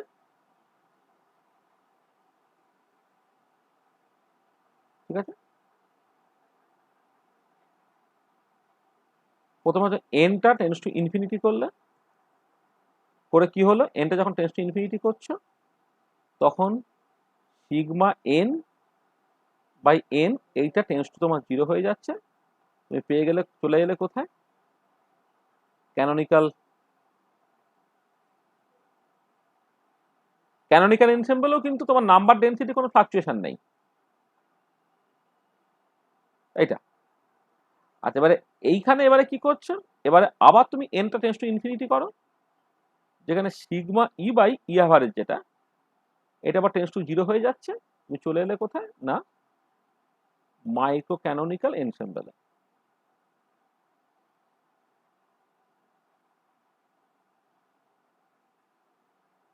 মাইক্রো ক্যানোনিক্যাল এনসেম্বলে তুমি চলে এলে, এটা। আবার এইখান থেকে যদি সরাসরি এখানে আসতে চাও, আবার সেই এন টেন্স টু ইনফিনিটি তুমি করবে, যাতে করে sigma N by N factorial সেটাও টেন্স টু 0 হয়ে গেল, as well as sigma E by E average যেটা, সেটাও তোমার টেন্স টু 0 হলো, তুমি সরাসরি হচ্ছে মাইক্রো ক্যানোনিক্যাল এনসেম্বলে পৌঁছে দেবে, ঠিক আছে। সেই জন্য যেটা দেখবে আলটিমেটলি, যে কিছু স্পেশাল কেস বাদ দিলে, হ্যাঁ, স্পেশাল কেস মানে যেখানে তোমার ওই নাম্বার অফ পার্টিকেলসের সংখ্যা হচ্ছে তোমার বেশ কম টম ইত্যাদি ইত্যাদি আর কি, সেই কেসগুলোকে যদি তুমি বাদ দাও, প্র্যাকটিক্যালি মানে সবটাই কিন্তু তুমি মোরাললে মাইক্রো ক্যানোনিক্যাল এনসেম্বল দিয়ে করে ফেলতে পারো আর। হ্যাঁ, সেই জন্য আমরা মানে বেসিক্যালি যখন ম্যাক্সওয়েল বোলম্যান ডিস্ট্রিবিউশন ফর্মুলাটা শুরু করেছিলাম, এনসেম্বল এই টার্মটা উল্লেখ না করেও আমি অ্যাকচুয়ালি দেখো একটা থার্মোডাইনামিক সিস্টেম কনসিডার করেছিলাম, বা একটা ম্যাক্রো স্টেট কনসিডার করেছিলাম, যেখানে এন ভি ই কে ফিক্স করেছিলাম, করে সেই মতো করে এগিয়েছি, এবং এগিয়ে আলটিমেটলি যে রেজাল্টগুলো পেয়েছিল, দেখো রেজাল্টগুলো কিন্তু ক্লাসিক্যাল থার্মোডাইনামিক্স যে রেজাল্ট, সেই রেজাল্টের সঙ্গে মিলে যাচ্ছিল, এটা। এবারে তারপরে বিটার ভ্যালু যখন আমাকে ক্যালকুলেট করতে হলো, তখন দেখো এনার্জিটা সব জায়গা থেকে তোমার হাওয়া হয়ে গেছে, সেই এনার্জিটা তোমার বেসিক্যালি টেম্পারেচার দিয়ে রিপ্লেস হয়ে গেছে। এবার টেম্পারেচার কনসেপ্টটা কখন আসবে, তখন তুমি এনার্জি ফ্লাকচুয়েশনটা তুমি অ্যালাউ করেছো আর কি, বা ডায়াথার্মাল ওয়াল কনসিডার করেছো, কারণ ক্লাসিক্যাল থার্মোডাইনামিক্সে এনার্জি থাকে না, তার বদলে টেম্পারেচার থাকে, সেখানে তুমি মাইক্রো ক্যানোনিক্যাল এর মধ্যে তুমি ঘোরাফেরা করছিলে, গ্র্যান্ড ক্যানোনিক্যাল নিয়ে আমরা কোনো কথাবার্তাই হয়নি। কিন্তু পরবর্তীকালে যেটা দেখতে পাবে, যে যখন তুমি কোয়ান্টাম স্ট্যাটিস্টিক্স করবে, ধরো বোস আইনস্টাইন ডিস্ট্রিবিউশন ইত্যাদির ক্ষেত্রে করবে, ধরো ফোটনের যখন স্ট্যাটিস্টিক্স তুমি করবে, এবারে photons can be created or destroyed, ঠিক আছে। মানে এমনিতে এই যে নাম্বার অফ পার্টিকেলসের যে কনজারভেশনটা আছে একটা আইসোলেটেড সিস্টেমের ক্ষেত্রে, সেটা কিন্তু ফোটনের ক্ষেত্রে অ্যাপ্লিকেবল না, বা বোসনসের ক্ষেত্রে অ্যাপ্লিকেবল না। তাই যদি তুমি বোস গ্যাস নিয়ে বা বোসনস নিয়ে যদি তুমি স্ট্যাটিস্টিক্স করো, তাহলে কিন্তু যে ন্যাচারাল চয়েসটা হচ্ছে গ্র্যান্ড ক্যানোনিক্যাল এনসেম্বল। তাহলে কোয়ান্টাম স্ট্যাটিস্টিক্সে গ্র্যান্ড ক্যানোনিক্যাল এনসেম্বল কিন্তু একটা ইম্পর্টেন্ট রোল প্লে করবে। আদারওয়াইজ আমাদের বললাম যে তোমাকে দেখো খুব টেকনিক্যাল ডিটেলের মধ্যে না ঢুকে তোমাকে যেটা বুঝতে হবে সেটা হচ্ছে এই যে যে মিনিমাম ফাউন্ডেশন তৈরি করে ফেলার পরে আলটিমেট যে রেজাল্টগুলোকে পেয়েছি, সেই রেজাল্ট থেকে আমি থার্মোডাইনামিক রেজাল্টগুলো রিপ্রোডিউস করতে পারছি কিনা। তার জন্য আমার যেটা দরকার, পার্টিশন ফাংশনটাকে লিখতে পারলেই হবে। ওয়ান্স তুমি সেটা হতে পারে, সেটা গ্র্যান্ড ক্যানোনিক্যাল পার্টিশন ফাংশন হতে পারে, ক্যানোনিক্যাল পার্টিশন ফাংশন হতে পারে, মাইক্রো ক্যানোনিক্যাল পার্টিশন ফাংশন হতে পারে। আমি বলছি ইভেন তুমি মাইক্রো ক্যানোনিক্যাল পার্টিশন ফাংশনটাও তুমি লিখতে পারো, লিখলে কিন্তু সেইখান থেকে সমস্ত থার্মোডাইনামিক প্রপার্টিগুলোকে বের করে ফেলতে পারছো। সেই জন্য মোটামুটিভাবে যেটা শেখালাম, তার বেসিসে দেখবে তোমার অ্যাকচুয়ালি মানে কি বলবো, রিয়েলি ইন্টারেস্টিং প্রবলেমগুলো করতে কোনো অসুবিধা হচ্ছে না। এবারে যারা ফাউন্ডেশন তৈরি করবে, ফাউন্ডেশন তৈরি করার সময় এই প্রত্যেকটা একই প্রবলেম প্রত্যেকটা এনসেম্বল দিয়ে করে করে তুমি দেখতে পারো। হয়তো কিছু কিছু প্রবলেম দেখবে মাইক্রো ক্যানোনিক্যাল এনসেম্বলে ভালো করা যাচ্ছে না, সেটা ক্যানোনিক্যাল এনসেম্বলে বেটার ওয়েতে করা যায়, বা মাইক্রো ক্যানোনিক্যালে দুটোতেই ভালো করে করা যাচ্ছে না, গ্র্যান্ড ক্যানোনিক্যালে করলে সুবিধা হয়। তাহলে এবারে প্রবলেমটা কেমন তার উপরে বেশ করে বিভিন্ন এনসেম্বলে তুমি সেই প্রবলেমটাকে সলভ করতে পারবে। সেইগুলো আর একটু ডিটেলের ব্যাপার, যারা স্ট্যাটিস্টিক্যাল মেকানিক্স একটা ফুল কোর্স করবে বেশ অনেকটা বড় সময় ধরে, বা স্ট্যাটিস্টিক্যাল মেকানিক্স স্ট্যান্ডার্ড বই যদি তোমরা দেখো দেখো তাহলে সেই নিয়ে অনেক কথাবার্তা বলা আছে, সেইটা আমি এই পার্টিকুলার কেসে এখন আর আলোচনা করছি। তো দেখো এই যা বললাম এখন পর্যন্ত, তাতে কারো কোনো অসুবিধা আছে কিনা?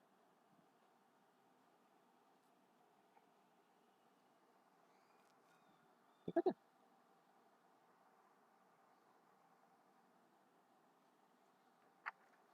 যা বলেছে এখন পর্যন্ত ব্যাপারটা ঠিক আছে তো?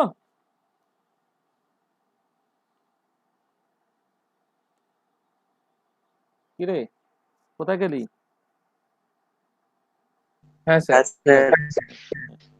এটা- আচ্ছা আচ্ছা, যাদবপুরে দেখলাম সিলেবাসটা অনেকটা বেশি, আমাকে সঞ্চারী যে সিলেবাসটা পাঠিয়েছিল, স্ট্যান্ডার্ড ইউনিভার্সিটিতে এমএসসিতে এটাই থাকে, মানে যেটা আমি বলছি ধরো মানে যে যার ক্যালকাটা ইউনিভার্সিটি যেটা এলকার সাথে কথা হচ্ছিল, তোমাদের সেকেন্ড সেমিস্টারে স্ট্যাটিস্টিক্যালটা ছিল, আমি যা করালাম এর পরে কি আর কিছু ছিল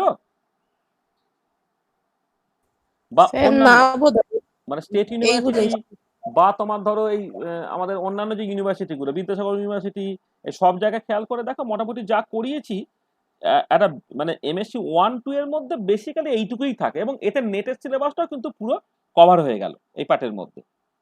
এবারে যাদবপুরের যে সিলেবাসটা দেয় না, যাদবপুরের সিলেবাসের মধ্যে আরো বেশ কিছু জিনিসপত্র আছে আর কি, সেগুলো হয়তো করানোর দরকার পড়ে। হ্যাঁ, সেগুলো তো একটা স্পেসিফিক্যালি ওদের যেহেতু আছে, সেটা অ্যাডভান্স স্ট্যাটিস্টিক্যালে যখন কোর্স নেব, হ্যাঁ, যারা ফিজিক্যাল স্পেশাল বা কেউ চাইলে ইন্টারেস্টেড যারা, তারা করতেও পারে আর কি, তখন এই জিনিসগুলো নিয়ে আলোচনা করা যায়। মোটামুটি যা করিয়েছি তাতে তোমার চলে যাবে, আমি বারবার বলছি। যারা স্পেসিফিক্যালি স্ট্যাটিস্টিক্যাল মেকানিক্সে রিসার্চ করবে, সাডেনলি আরো ভালো জানবে, তুমি এক্সপার্ট হতে চাইবে, কিন্তু জেনারেল নলেজ হিসেবে যতটুকু স্ট্যাটিস্টিক্যাল মেকানিক্স জানার দরকার পড়ে সেইটুকু আমি বলে দিলাম। আচ্ছা, আর কিছু কিছু জিনিসপত্র হয়তো লাগতে পারে, সেটা হচ্ছে তোমার এই ধরো ইকুইপার্টিশন প্রিন্সিপাল, যেটা মানে এনার্জি ইকুইপার্টিশন প্রিন্সিপাল, সেই এনার্জি ইকুইপার্টিশন প্রিন্সিপালটা সেটা স্ট্যাটিস্টিক্যাল মেকানিক্সের মধ্যেই পড়ে।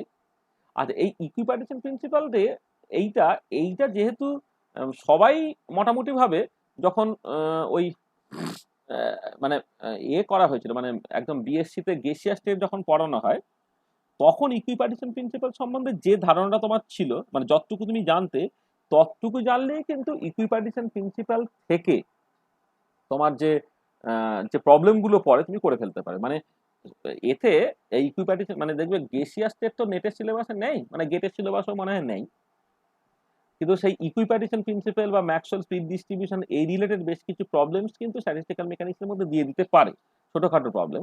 কিন্তু সেই যে ইকুইপার্টিশন প্রিন্সিপালটা, সেটা ওই কাইনেটিক থিওরি অফ গ্যাস যেটা পড়েছো সেইখান থেকে তুমি কিন্তু করে ফেলতে পারবে আর কি। এই একটা জিনিস যেটা আমরা আমরা মানে হয়তো সিলেবাসে থাকে, কিন্তু এইটাকে নিয়ে আমার খুব বেশি আলোচনা করা দরকার পড়ে না আর কি। হ্যাঁ, এটা ওই গেসিয়াস থেকে যে ইকুইপার্টিশন প্রিন্সিপাল পড়েছিল সেইটুকু করলেই তোমার এটা হয়ে যাবে। আচ্ছা, এছাড়া আরো কিছু অ্যাপ্লিকেশনের মধ্যে দেখবে তোমার ওই Maxwell Maxwell speed distribution, Maxwell energy distribution, এই যে পার্টগুলো, এই পার্টগুলো সিলেবাসে স্ট্যাটিস্টিক্যাল মেকানিক্সের মধ্যে থাকবে, কিন্তু আবার এই পার্টগুলো যেহেতু গেসিয়াস স্টেট পড়ানোর সময় যথেষ্ট ভালো করে বলা হয়েছিল, সেখানে এই পার্টটা আমরা এখানে আলোচনা করছি না, কিন্তু নেট বা গেটের সিলেবাসে এই পার্টগুলো কিন্তু তোমার এর মধ্যেই থাকছে, স্ট্যাটিস্টিক্যাল মেকানিক্সের মধ্যেই থাকছে। আচ্ছা, এই যে ব্যারোমেট্রিক ডিস্ট্রিবিউশন ফর্মুলা,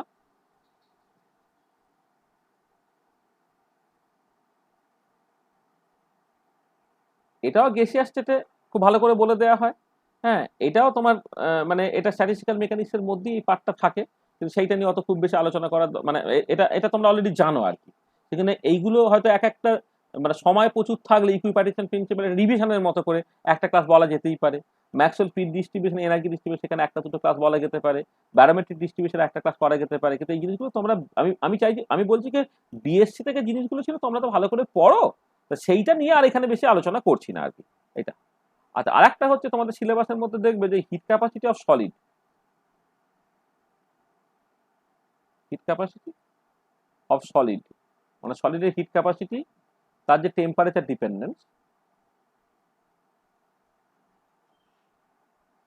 এইটা অনেক সময় স্ট্যাটিস্টিক্যাল মেকানিক্সের সিলেবাসের মধ্যে রাখা থাকে, কিন্তু সলিড স্টেট যখন পড়ানো হয় তখন ওই সলিডের হিট ক্যাপাসিটি, তার টেম্পারেচার ডিপেন্ডেন্স, সেখান থেকে সেই ডুলং পেটিস ল থেকে শুরু করে আইনস্টাইন যে অ্যাজাম্পশন, সেখান থেকে ডিবাই এর যে মডিফিকেশন, এই পুরো ব্যাপারটা এটাও তোমাদের কোথাও না কোথাও খুব ডিটেলে বলা হয়।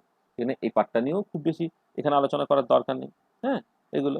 আর স্পেশাল যে quantum statistics, Fermi Dirac statistics, Bose Einstein statistics, ডেরিভেশনগুলো আমি বলে দিয়েছি কোন কন্ডিশনে ওই স্ট্যাটিস্টিক্সগুলো তোমার বেসিক্যালি ম্যাক্সওয়েল বোলম্যান স্ট্যাটিস্টিক্সে রিডিউস করে যায়, এইটুকু পার্টই জাস্ট সিম্পলি লাগে। কারণ ফেরমি-ডিরা স্ট্যাটিস্টিক্স বা বোসাই স্ট্যাটিস্টিক্সের ডিটেলিং এর যে জায়গাগুলো, এই ডিটেলিং এর জায়গাগুলো কিন্তু সবসময়ই হচ্ছে অ্যাডভান্স স্ট্যাটিস্টিক্যাল মেকানিক্সের মধ্যে থাকে। তাহলে এই হচ্ছে মোটামুটি স্ট্যাটিস্টিক্যাল মেকানিক্সের যে বিষয়গুলো নিয়ে আলোচনা করার দরকার, আমি সেই পার্টটাকে করে নিলাম আর কি। হ্যাঁ, এবারে বিভিন্ন রকমের অ্যাপ্লিকেশন সাথে তোমরা সেই মতো করে করবে। আচ্ছা, আমরা কিছুটা সময় আমাদের আছে, আমি এই সময়টাকে একটু রেখেছি। তার কারণটা হচ্ছে যে আগের দিনে তোমাদের মধ্যে একজন আমায় বলছিলে যে আমি আগের দিন একটা পার্ট শেষ করার ছিল বলে আমি তার কোশ্চেনগুলোকে এন্টারটেন করিনি। সেটা হচ্ছে ও আমায় বলছিল যে ওই যে ট্রানজিশন স্টেট থিওরিতে pre exponential factor temperature dependence, এই pre exponential factor temperature dependence নিয়ে যে বেশ কিছু কথাবার্তা বলা হয়েছিল আর কি। হ্যাঁ, সেইটা ওর নাকি একটু বুঝতে অসুবিধা হচ্ছে, যদি দু একটা স্পেসিফিক এক্সাম্পল দিয়ে ব্যাপারটাকে বলা হয় আর কি, তাহলে ওর ভালো হয় আর কি। তাহলে আমি সেরকম দু চারটে প্রবলেম একটুখানি just একটু বলে নিচ্ছি। তাহলে আমি দু একটা প্রবলেম বলছি, সেটা হচ্ছে এই টেম্পারেচার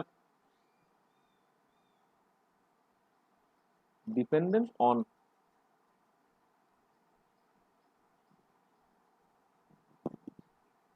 প্রি এক্সপোনেনশিয়াল ফ্যাক্টর। আচ্ছা, এটা মানে ভালো করে বলা হয়েছে, তুমি ভিডিওটা একবার দেখে নিয়েছো নিশ্চয়ই, যে এ যদি আমার পি এক্সপোনেনশিয়াল ফ্যাক্টর হয় তাহলে বাইরে তুমি একটা কেটি বাই এইচ এরকম একটা পার্ট তোমার অলরেডি থাকে। হ্যাঁ, বা আরটি বাই এইচ, এ করলে আরটি বাই এইচ এইভাবে তুমি বলতে পারো আর কি, সেটা কিছু না। তার সঙ্গে যেটা থাকে সেটা হচ্ছে যে তোমার যে অ্যাক্টিভেটেড কমপ্লেক্সটা তুমি নিচ্ছ, তোমার তো মেকানিজমটা এরকম, এ প্লাস বি রিভার্সিবল রিয়াকশনের থ্রু দিয়ে তোমার এক্স হচ্ছে অ্যাক্টিভেটেড কমপ্লেক্স, এই এক্স অ্যাক্টিভেটেড কমপ্লেক্স থেকে তুমি আলটিমেটলি প্রোডাক্টে যাচ্ছ আর কি। তাহলে এই translational partition function for the activated complex, তার পাওয়ার কি হয়, rotational partition function for the activated complex, তার পাওয়ার 3 অথবা 2 হবে এইটা। আর এখানে ভাইব্রেশনাল পার্টিশন ফাংশন লিখছি কিন্তু জাস্ট প্রয়োজন নেই। এইটা এইটা হচ্ছে তোমার 3 into NA plus NB minus 7 হচ্ছে, মানে এনএটা হচ্ছে এ, এই যে মানে এ যে অ্যাটমটা, মানে এ যে রিয়াক্ট্যান্টটা তার অ্যাটমিসিটি, এনবিটা হচ্ছে বি যে অ্যাটমটা তার অ্যাটমিসিটি। টোটাল ডিগ্রিজ অফ ফ্রিডম হচ্ছে সিএন হতো, সেখান থেকে তোমার নন লিনিয়ার মলিকুল হলে হচ্ছে 6টা বাদ যাচ্ছে, লিনিয়ার মলিকুল হলে 5টা বাদ যাচ্ছে। কিন্তু এখানে যেটা তোমার করতে আরো একটা এক্সট্রা বাদ দিতে হচ্ছে, মানে এটা এটা হচ্ছে আচ্ছা 7 or 6 তোমাকে বাদ দিতে হবে আর কি। মানে মানে এইখান থেকে যটা হওয়ার কথা তার থেকে একটা বেশি বাদ দিতে হবে। তার লুজ ভাইব্রেশন একটা ছিল, লুজ ভাইব্রেশনের জন্য আরটি বাই এইচ এখানে অ্যাডিশনাল তোমার চলে এসছে। এরপরে translational partition function for a তোমায় নিতে হবে, সেটা হচ্ছে 3টে। রোটেশনাল পার্টিশন ফাংশন, হ্যাঁ, সেটা হচ্ছে এর জন্য নিতে হবে, সেটা হচ্ছে ডিপেন্ডিং অন এই এ মলিকুলটা তোমার নন লিনিয়ার হলে 3টে অথবা লিনিয়ার হলে 2টো। আচ্ছা, vibrational partition function for a, সেটা হচ্ছে তোমার 3 into N A minus 6 or 5, এটা তোমায় নিতে হচ্ছে। আর তারপরে ঠিক একই রকম ভাবে এটা, আর একই রকম করে তোমার যেটা করতে হচ্ছে translational partition function for B, সেটা 3টে। Translational partition rotational partition function for B, সেটা হচ্ছে 3টে অথবা 2টো। আর vibrational partition function for B, সেটা হচ্ছে 3 into N B minus 6 or 5। তাহলে আমি এই এই এই যে মানে 6 আর 5 এই ডিস্টিংশন গুলোকে করছি, বা 3 আর 2 থেকে এই ডিস্টিংশন গুলোকে করছি যে ওটা নন লিনিয়ার মলিকুল না লিনিয়ার মলিকুল তার উপরে বেশ করে। আচ্ছা, এবার এইটাকে তুমি জাস্ট সিম্পলি লিখতে পারবে যখন টেম্পারেচার ডিপেন্ডেন্ট বলছো, এই যে ভাইব্রেশনাল পার্টিশন ফাংশন গুলো না ইউজুয়ালি 1 এর কাছে হয়ে যায়, এবং এর টেম্পারেচার ডিপেন্ডেন্ট জাস্ট ইউজুয়ালি লোকে ধরে না। সেই জন্য তুমি সবসময় যেটা এটা করতে পারছো, এখানে আমি জাস্ট টেম্পারেচার ডিপেন্ডেন্ট যদি বলি, তাহলে হচ্ছে এই প্রথমে একটা টি পার্ট থাকবে, তারপরে হচ্ছে translational partition function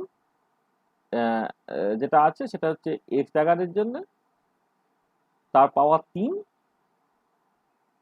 rotational partition function 3 or 2 তোমাকে লিখতে হবে অফ দ্য অ্যাক্টিভেটেড কমপ্লেক্স এইটা। আর নিচে হচ্ছে মানে ভাইব্রেশনাল পার্টিশন ফাংশন, সেটা 1 কন্ট্রিবিউট করে। আচ্ছা, আবার transfer partition function of A তার পাওয়ার 3 হলো, rotational partition function of A তার পাওয়ার 3 অথবা 2, ডিপেন্ডিং অন এটা একটা নন লিনিয়ার মলিকুল না লিনিয়ার মলিকুল সেটা দিয়ে ঠিক হবে। তারপরে হচ্ছে transfer partition function for B তার পাওয়ার 3, এবার rotational partition function for B তার পাওয়ার হচ্ছে 3 অর 2। ঠিক আছে, এটা কেন করতে পারলে? কারণ অ্যাজ ভাইব্রেশনাল পার্টিশন ফাংশন তোমার জাস্ট 1 পাই যায়। এই হচ্ছে গল্পটা। আচ্ছা, এবারে এই ট্রান্সফার পার্টিশন ফাংশন সেটাও তোমার যায় হচ্ছে টি টু দি পাওয়ার হাফ এর সাথে, আর রোটেশনাল পার্টিশন ফাংশনটাও কিন্তু যাবে তোমার টি টু দি পাওয়ার হাফ এর সাথে। মানে ট্রান্সফার এবং রোটেশনাল দুটো পার্টিশন ফাংশনই কিন্তু টি টু দি পাওয়ার হাফ এর সঙ্গে প্রপোর্শনাল। সেইটাকে তুমি একটা অ্যাডিশনালি মাথায় রাখবে। তাহলে আমি যখন এই মানে আলটিমেটলি পার্টিশন ফাংশনের টেম্পারেচার ডিপেন্ডেন্ট নিয়ে কথাবার্তা বলার সময় কিন্তু এই জিনিসটাকে মাথায় রাখতে হবে আর কি, যেখানে মানে এটা প্রপোর্শনাল টু আর এটা এটাকে মাথায় রাখবে। ঠিক আছে, এই হচ্ছে ব্যাপারটা। আচ্ছা, এবারে আমি একটা স্পেসিফিক প্রবলেম ধরো তোমায় বলছি। আচ্ছা, স্পেসিফিক প্রবলেম, প্রথমে যে প্রবলেমটা নিয়ে আলোচনা করছি সেটা হচ্ছে গেট 2019 এসেছিল। আচ্ছা, বলা হচ্ছে যে the temperature dependent on partition function আর এজ ফলোজ। সেখানে transfer partition function T to the power 3 এর 2 এর সঙ্গে প্রপোর্শনাল, vibrational partition function T to the power 0 এর সঙ্গে প্রপোর্শনাল, রোটেশনাল পার্টিশন ফাংশন সেটা বেসিক্যালি লিনিয়ার মলিকুলের ক্ষেত্রে হচ্ছে টি এর সঙ্গে প্রপোর্শনাল, আর নন লিনিয়ার মলিকুলের ক্ষেত্রে হচ্ছে টি টু দি পাওয়ার 3/2 এর সঙ্গে প্রপোর্শনাল। মানে বেসিক্যালি এরা কি বলে দিচ্ছে না, একটা মানে ট্রান্সফার পার্টিশন ফাংশন যেহেতু আমার 3টে থাকে, রোটেশনাল পার্টিশন ফাংশন 3টে বা 2টো থাকে, তাহলে এই প্রত্যেকটা যদি টি টু দি পাওয়ার হাফের সঙ্গে প্রপোর্শনাল হয়, তাহলে ওভারঅল জিনিসটা এই যে ট্রান্সফার পার্টিশন ফাংশন তার পাওয়ার যদি 3 থেকে থাকে, তাহলে এটা কি হয়ে যাচ্ছে, একটা টি টু দি পাওয়ার 3 এর 2 এর সঙ্গে প্রপোর্শনাল।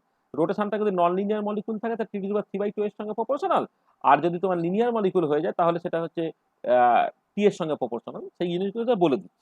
দেখো, ওটা তোমার জানলে কি জানলে না, তোমার কিছু এসে গেল না। তোমার আলটিমেটলি যেটা প্রবলেম সেটা হচ্ছে এই যে তোমার রিয়াকশনটা হচ্ছে এরকম, একটা লিনিয়ার মলিকুল তার সঙ্গে রিয়াক্ট করছে আর একটা লিনিয়ার মলিকুল, এটা সেখান থেকে তোমার তৈরি হচ্ছে একটা নন লিনিয়ার ট্রানজিশন স্টেট তৈরি হচ্ছে। ঠিক আছে, সেইখান থেকে তোমার প্রোডাক্ট হচ্ছে, এই হচ্ছে তোমার রিয়াকশনটা। এবারে তোমাকে এইখানে পি এক্সপোনেনশিয়াল ফ্যাক্টরের টেম্পারেচার ডিপেন্ডেন্সটা তোমায় বলতে হবে। ঠিক আছে, তাহলে খেয়াল করো, তাহলে এই পার্টিকুলার কেসে যদি P exponential factor temperature dependence তুমি লেখো, কেমন করে লিখবে? তাহলে এ টেম্পারেচার ডিপেন্ডেন্সটা কেমন করে আছে? প্রথমে একটা টি ডিপেন্ডেন্স থাকছে এই বাইরে টিটার জন্য। আচ্ছা, এবারে নন লিনিয়ার ট্রানজিশন স্টেট যদি হয়, মানে অ্যাক্টিভেটেড কমপ্লেক্স মানে এক্স ড্যাগারটা যদি নন লিনিয়ার হয়, তাহলে তোমার ট্রান্সফার ডিগ্রি অফ ফ্রিডম থাকবে 3টে। ট্রান্সফার ডিগ্রি অফ ফ্রিডম 3টে থাকলে তার temperature dependence T to the power 3/2 এর মতো। রোটেশনাল পার্টিশন ফাংশন থাকবে 3টে, তার টেম্পারেচার ডিপেন্ডেন্স থাকবে টি টু দি পাওয়ার 3/2 এর মতো। আচ্ছা, এখানে এবারে তোমার যে এ আর বি এটা লিনিয়ার মলিকুল, এটা তোমার লিনিয়ার মলিকুল। লিনিয়ার মলিকুল যদি হয় তাহলে ট্রান্সফার পার্টিশন ফাংশন 3টে, কিন্তু রোটেশনাল পার্টিশন ফাংশন হয়ে যাবে তোমার 2টো যদি হয় তাহলে এটা কিন্তু রোটেশনাল পার্টিশন ফাংশন তার পাওয়ারটা কিন্তু সিম্পলি টি হলো। এটা হচ্ছে তোমার এ এর জন্য, আর বি এর জন্য আবার ট্রান্সফার যদি বিটা হচ্ছে লিনিয়ার মলিকুল, তাহলে ট্রান্সফার পার্টিশন ফাংশন থেকে টি টু দি পাওয়ার 3/2 এলো, আর রোটেশন থেকে তোমার টি এলো। এই জিনিসটা এটা তাহলে কত হচ্ছে? তাহলে এইটা তোমার দাঁড়াচ্ছে কত? দেখো, টি টু দি পাওয়ার 3/2 কেটে গেল, তাহলে টি টু দি পাওয়ার -1। এইটা তা তোমার 4টে অপশন আছে, T to the power -1, T0, T1 আর T স্কয়ার। তাহলে বোঝা গেল এটা টি টু দি পাওয়ার -1 এর সঙ্গে প্রপোর্শনাল হয়ে গেল। বোঝা গেল কিভাবে করছি প্রবলেমগুলো? হ্যাঁ স্যার, বুঝতে পারছি। হ্যাঁ স্যার। আচ্ছা, বাকি প্রবলেমগুলো তোমার বেসিক্যালি হচ্ছে একই রকমের দেখতে। হ্যাঁ, তুমি যদি কয়েকটা এক্সাম্পল, আমি তো আগের দিনে বিভিন্ন কেসগুলোকে একটু শেষে একটু তাড়াহুড়ো ছিল বলে দিয়েছিলাম, কিন্তু তুমি চাইলে এরকম ভাবে কিন্তু করে ফেলতে পারো। আমি আর একটা তোমায় বলছি যেটা আমার চোখের সামনে আসছে। ধরো 2016 নেটের জুনে যেটা এসেছিল, তোমার নেট জুন 2016তে একটা প্রবলেম এসেছিল। কোশ্চেনটা হচ্ছে এরকম, বলছে according to transition state theory the temperature dependence of pre-expansion factor A for a reaction between linear and non-linear molecule, মানে এটা প্রথম মলিকুলটা হচ্ছে লিনিয়ার, আর একটা মলিকুল হচ্ছে নন লিনিয়ার মলিকুল।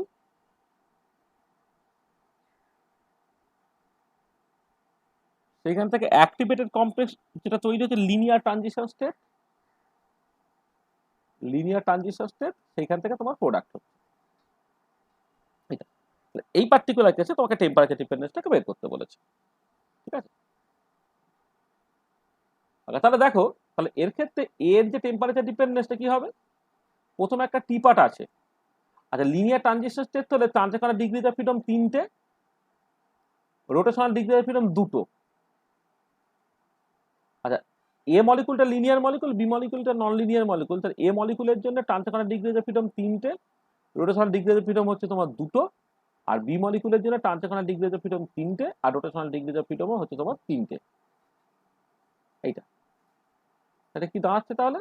এটা দেখো কি কি কাটছে, দেখো টি to the power 3/2, T to the power 3/2 কেটে গেল, একটা টি কেটে গেল, টি কেটে গেল, তা কি থাকে টি টু দি পাওয়ার -2 নাকি? দেখো তো ঠিক করলাম, মানে কি কি কাটছে, হ্যাঁ স্যার ঠিক আছে। তাই তো? শিওর তো? হ্যাঁ স্যার। ও, আমার একটু ভুল হয়েছে। এইটা এইটা মানে কোশ্চেনে কিন্তু এটা লিনিয়ার না, এটা নন লিনিয়ার ট্রানজিশন স্টেট ছিল। এইটা কোশ্চেনে কিন্তু এটা নন লিনিয়ার ট্রানজিশন স্টেট ছিল, লিনিয়ার ট্রানজিশন স্টেট না, নন লিনিয়ার ট্রানজিশন স্টেট ছিল। এটা টি টু দি পাওয়ার 3/2 হবে। মানে বুঝতে পারছো, আমি কোশ্চেনটা ভুল লিখেছিলাম। মানে 2016 নেটে যে কোশ্চেনটা পড়েছে, product non linear transition state ছিল। তাহলে এটা টি টু দি পাওয়ার -3/2 হয়, টি টু দি পাওয়ার -3/2, ঠিক আছে?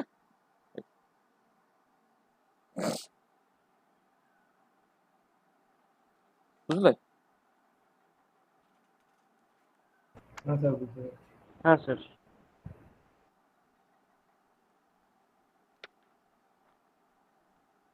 আর প্রবলেম কোন সালে পড়েছে কিনা একটু দেখে নিতে হবে।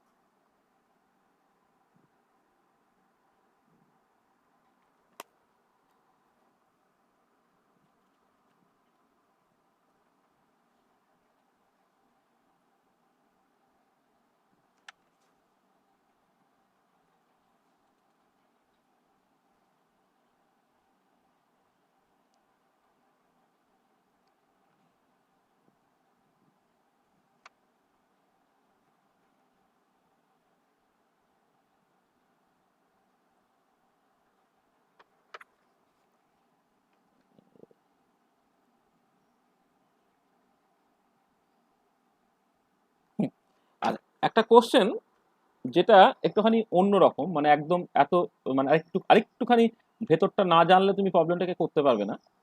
সেটা হচ্ছে তোমার নেট জুন 2014। আচ্ছা, প্রবলেমটা বলছে যে তোমার ট্রান্সলেশনাল ভাইব্রেশনের রোটেশনাল পার্টিশন ফাংশনের ভ্যালুগুলো তোমার বলে দেওয়া আছে। ট্রান্সলেশনাল পার্টিশন ফাংশন তার টিপিক্যাল ভ্যালুটা বলে দিয়েছে 10 to the power 10 meter inverse. Rotational partition ফাংশনটাকে 10 বলেছে, আর ভাইব্রেশনাল পার্টিশন ফাংশন 1 বলে দিয়েছে।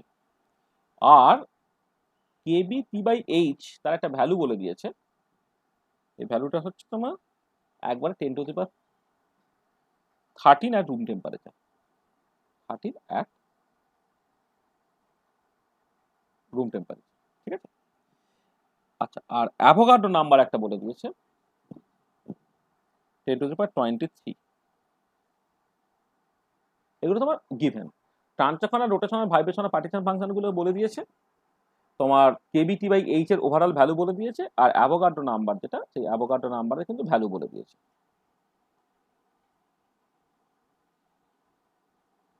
অ্যাভোগাড্রো নাম্বারের ভ্যালু তোমার বলে দিয়েছে। আচ্ছা, এবারে যে রিয়াকশনটা বলছে, রিয়াকশনটা হচ্ছে of the form atom plus diatomic molecule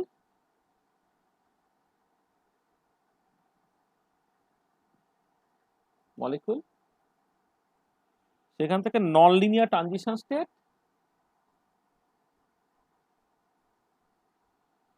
সেখান থেকে প্রোডাক্ট। এইটা ঠিক আছে। আচ্ছা এবারে তোমাকে যেটা বের করতে বলেছে, এর ভ্যালুটা তোমাকে বের করতে বলেছে। এ যেটা এইটা কত তোমাকে বের করতে বলেছে, এর ভ্যালুটা। দেখো আগের ক্ষেত্রে তোমার এই ভেতরের ডিটেল এক্সপ্রেশন গুলো না জানলেও চলে যেত। এখন কিন্তু তোমাকে ডিটেল এক্সপ্রেশন গুলোকে জানতে হচ্ছে। এই যে আমি যেটা এখানে লিখেছি আর কি, এখানে 8টি লিখেছি। 8টি মানে কি, মানে Avogadro number into KT by H আর কি। এখানে 8টি লেখা হয়েছে, এটা বেসিক্যালি তোমার ওই মানে Avogadro number into KT by H. তাহলে দেখো এই যে পার্টিকুলার জায়গাটা বলা হয়েছে এখানে, আচ্ছা এটা তো এখানটা একটু মুছে দিই, না হলে তোমার জিনিসটা একটু এ হয়ে যাবে। মানে এই যে ইকুয়েশনটা এটা এখানে থাকলে তোমার পরে যখন দেখবে মনে হবে এটা কোথা থেকে এলো রে বাবা। দেখো দেখো এই যে এক্সপ্রেশনটা, এই এক্সপ্রেশনের মধ্যে কিন্তু তোমার সবকিছু অটোমেটিক্যালি আছে, তাই না? তাহলে এবারে দেখো, তাহলে এই ফর্মুলাটাকে কাজে লাগাও। কাজে লাগিয়ে তাহলে এটা কি হবে, Avogadro number KBT by H, এই জিনিসগুলো লাগছে তোমার। আচ্ছা এবারে এই ট্রান্সেকশনাল পার্টিশন ফাংশন দেখো, এটা অ্যাটম একটা ডায়াটমিক মলিকুল, তার ট্রানজিশন হচ্ছে ট্রায়াটমিক। তার ট্রান্সেকশনাল ডিগ্রিজ অফ ফ্রিডম যেমন 3টে এলো, আর নন লিনিয়ার ট্রানজিশন স্টেট মানে হচ্ছে রোটেশনাল ডিগ্রিজ অফ ফ্রিডম হয়ে যাচ্ছে কত, 3টে। তাহলে ট্রান্সেকশনাল ডিগ্রিজ অফ ফ্রিডম 3টে, রোটেশনাল ডিগ্রিজ অফ ফ্রিডম 3টে। কেন? তার কারণটা হচ্ছে ট্রানজিশন স্টেটটা তোমায় বলে দিয়েছে কি, নন লিনিয়ার ট্রানজিশন স্টেট এইটা। আচ্ছা ভাইব্রেশনাল পার্টিশন ফাংশন কত হবে খেয়াল করো, ট্রায়াটমিক যদি হতো, ট্রায়াটমিক হলে হচ্ছে 3 থেকে 9টা হচ্ছে টোটাল ডিগ্রিজ অফ ফ্রিডম, সেখান থেকে তোমার 6টা বাদ চলে গেল, তাহলে হওয়া উচিত ছিল 3টে, আরো একটা বাদ চলে গেছে লুজ ভাইব্রেশনের জন্য, তার মানে এটা হয়ে যাবে 2টো। এটা খেয়াল করো, যেটা হচ্ছে যে আমি এই যে জেনারেল ফর্মুলায় লিখেছিলাম যে 3Na+Nb-7 যদি নন লিনিয়ার মলিকুল হয়, এখানে তোমার এটা হচ্ছে অ্যাটম, বিটা হচ্ছে ডায়াটমিক মলিকুল, তাহলে টোটাল যে অ্যাক্টিভেটেড কমপ্লেক্স তার অ্যাটমিসিটি হচ্ছে 3, তাহলে 3 থেকে 9টা -7 অর্থাৎ 2টো হবে ভাইব্রেশনাল পার্টিশন ফাংশন, এখানে কিন্তু 2টো। আচ্ছা এবারে এ মলিকুল যদি অ্যাটম হয় তার শুধুমাত্র ট্রান্সেকশনাল ডিগ্রিজ অফ ফ্রিডম থাকবে, সেটা হচ্ছে তোমার 3টে, রোটেশনাল কিছু নেই। আর বি এর জন্য কি হচ্ছে, বি এর জন্য ট্রান্সেকশনাল ডিগ্রিজ অফ ফ্রিডম থাকবে তোমার 3টে, রোটেশনাল ডিগ্রিজ অফ ফ্রিডম থাকবে। ডায়াটমিক মলিকুল মানে সার্টেনলি সে লিনিয়ার, রোটেশনাল পার্টিশন ফাংশন 2টো থাকবে, আর ভাইব্রেশনাল পার্টিশন ফাংশন তোমার একটা থাকবে। এই হচ্ছে গল্পটা। এবার ভ্যালুগুলোকে বসিয়ে দেওয়া, তাহলে এইটা হয়ে যাচ্ছে তোমার অফ দ্য অর্ডার অফ 10⁻23 বলে দিয়েছে। কেবিটি বাই এইচ যেটা, এইটা তোমায় বলে দিচ্ছে কত, 10⁻13 এর মতো। আর এবারে দেখো rotational partition function, sorry translational partition function যেটা তোমার এইখানে ছিল 3টে, এখানে 3টে, এখানে 6টা, তাহলে নিচে 3টে পড়ে থাকছে। যেগুলো 3টে পড়ে থাকে তাহলে অ্যাকচুয়ালি 10 মিটার ইনভার্স তার কিউব হয়ে যাচ্ছে, কারণ 3টা ট্রান্সেকশন 3টা ট্রান্সেকশন কেটে চলে গেল, তাহলে পড়ে রইল নিচে 3টে ট্রান্সেকশন, সেই জন্য এটা হয়ে গেল। আচ্ছা রোটেশন কত হচ্ছে, উপরে 3টে নিচে 2টো, উপরে একটা পড়ে রইল, একটা পড়ে থাকবে তাহলে জাস্ট সিম্পলি 10টা পড়ে থাকছে। আর ভাইব্রেশনের পার্টিশন ফাংশন লেখা না লেখা সমান প্রত্যেকটা 1 বলে, তাই তো? মানে এটা বেসিক্যালি তুমি যদি করো উপরে একটা 1 থাকবে, সেটা লেখা না লেখা সমান হয়ে যাচ্ছে। তা কি দাঁড়াচ্ছে, তো দেখো তোমার এদিকে হচ্ছে 30 আর উপরে হয়ে যাচ্ছে কত, 10 14 37, তার 10⁻7, তাই তো? হ্যাঁ 10⁻7 এর অর্ডারে দাঁড়াচ্ছে, বোঝা গেল? আচ্ছা অ্যাভোগাড্রো নাম্বারটা অ্যাকচুয়ালি এটা অ্যাকচুয়ালি লেখা উচিত ছিল 6 ইন্টু এইটা, তো এখানে একটা এক্সট্রা একটা 6 থাকতো, উত্তরটা হচ্ছে 6 ইন্টু এইটা হচ্ছে অ্যান্সার, 6 ইন্টু 10⁻7 এর অর্ডার। মানে অ্যাভোগাড্রো নাম্বারটা আমার কোশ্চেনের মধ্যে একটু ভুল টাইপ করা আছে, অ্যাভোগাড্রো নাম্বারটা 6 ইন্টু 10⁻23, এখানে 6 ইন্টু 10⁻23 লেখো, তাহলে 6 into 10⁻7 this should be the answer. ঠিক আছে, বোঝা গেল?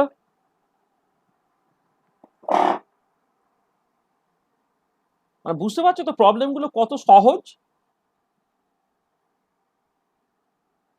আর একটা প্রবলেম ধরো, নেট কোন নেট ঠিক লেখা নেই আমার কাছে, নেট 2014, জুন না ডিসেম্বর এখানে লেখা নেই আমার কাছে।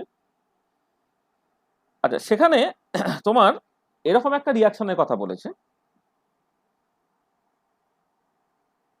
2NO গ্যাস থেকে হচ্ছে Cl2 gas non linear transition state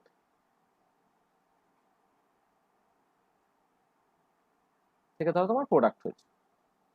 এই পার্টিকুলার কেসে হচ্ছে তোমার ওই রেট কনস্ট্যান্টের তোমাকে টেম্পারেচার ডিপেন্ডেন্সটাকে বলতে হবে, ঠিক আছে? এই ক্ষেত্রে তোমাকে যে sorry pre expansion factor temperature dependence তোমার বলতে হবে। আর এখানে একটা খেয়াল রাখবে যে এই পার্টিকুলার কেসে তুমি যখন আলটিমেটলি ইকুইলিব্রিয়াম কনস্ট্যান্টটাকে লিখতে, আমি যে ইকুইলিব্রিয়াম কনস্ট্যান্ট থেকে আস্তে আস্তে এগিয়েছিলাম বা রেট কনস্ট্যান্ট থেকে যখন এগিয়েছিলাম, সেখানে কিন্তু খেয়াল রাখবে এই যে ইকুইলিব্রিয়ামটা, এইটা কিন্তু এই নন লিনিয়ার ট্রানজিশন স্টেট যেটা, মানে আমি বলবো যে এইটা হচ্ছে তোমার ট্রানজিশন স্টেট যেমন আছে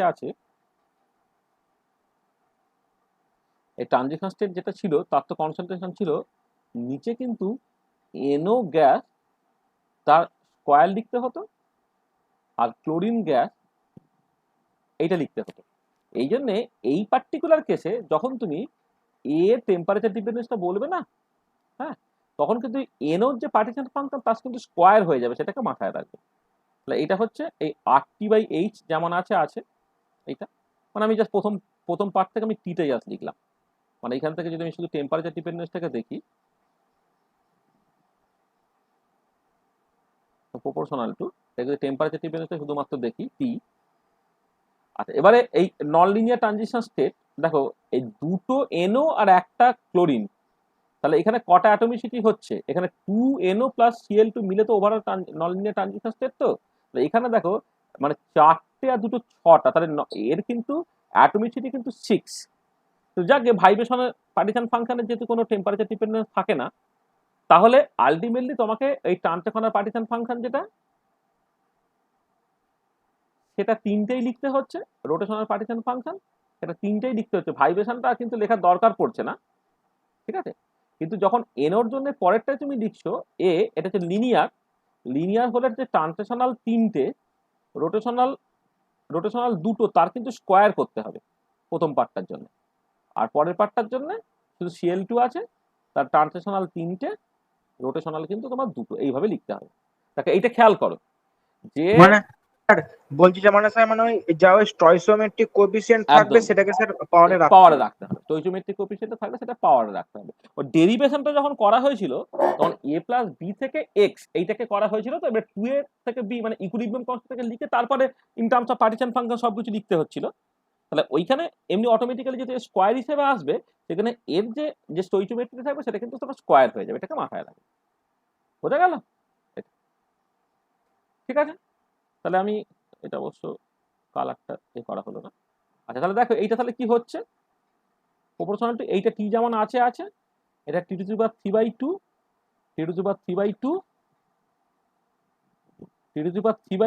তার স্কোয়ার করলে T³ হয়ে গেল, এটা T² হয়ে গেল, এইটা আবার T⁵2 হলো, এটা আবার T হয়ে গেল। ঠিক আছে, বোঝা গেল? তাহলে কি দাঁড়াবে জিনিসটা, এটা প্রপোর্শনাল টু হয়ে যাচ্ছে তোমার। বোঝা গেল তো? এখানে T⁵2 তার স্কোয়ার হয়ে গেলে T³ হয়ে গেল, এখানে T তার স্কোয়ার হয়ে গেলে T² হয়ে গেল। এবার কি কি কাটছে দেখো, কেটে কি আলটিমেটলি দাঁড়াচ্ছে একটু বলে দাও না।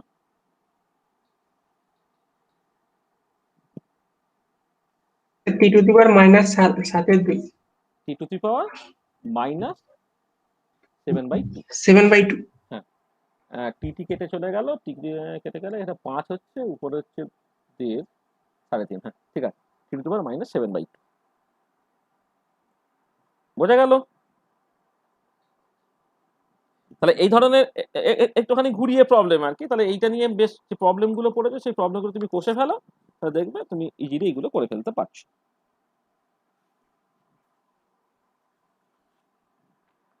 জানি না আর কোথাও কিছু পড়েছে কিনা,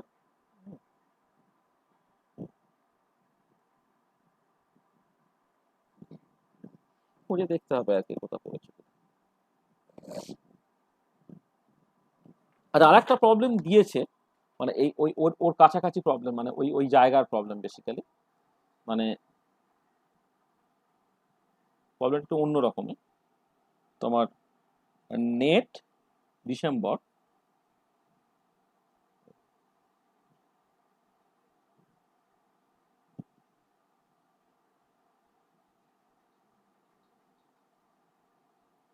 নেট ডিসেম্বর 2015।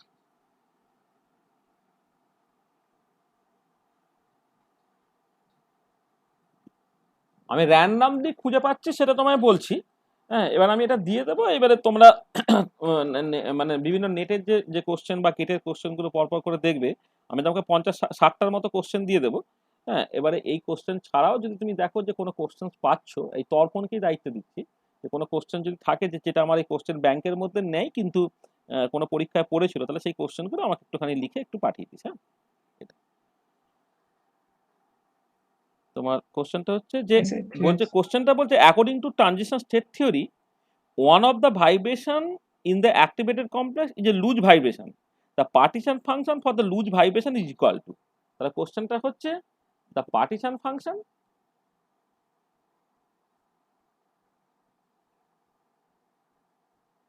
for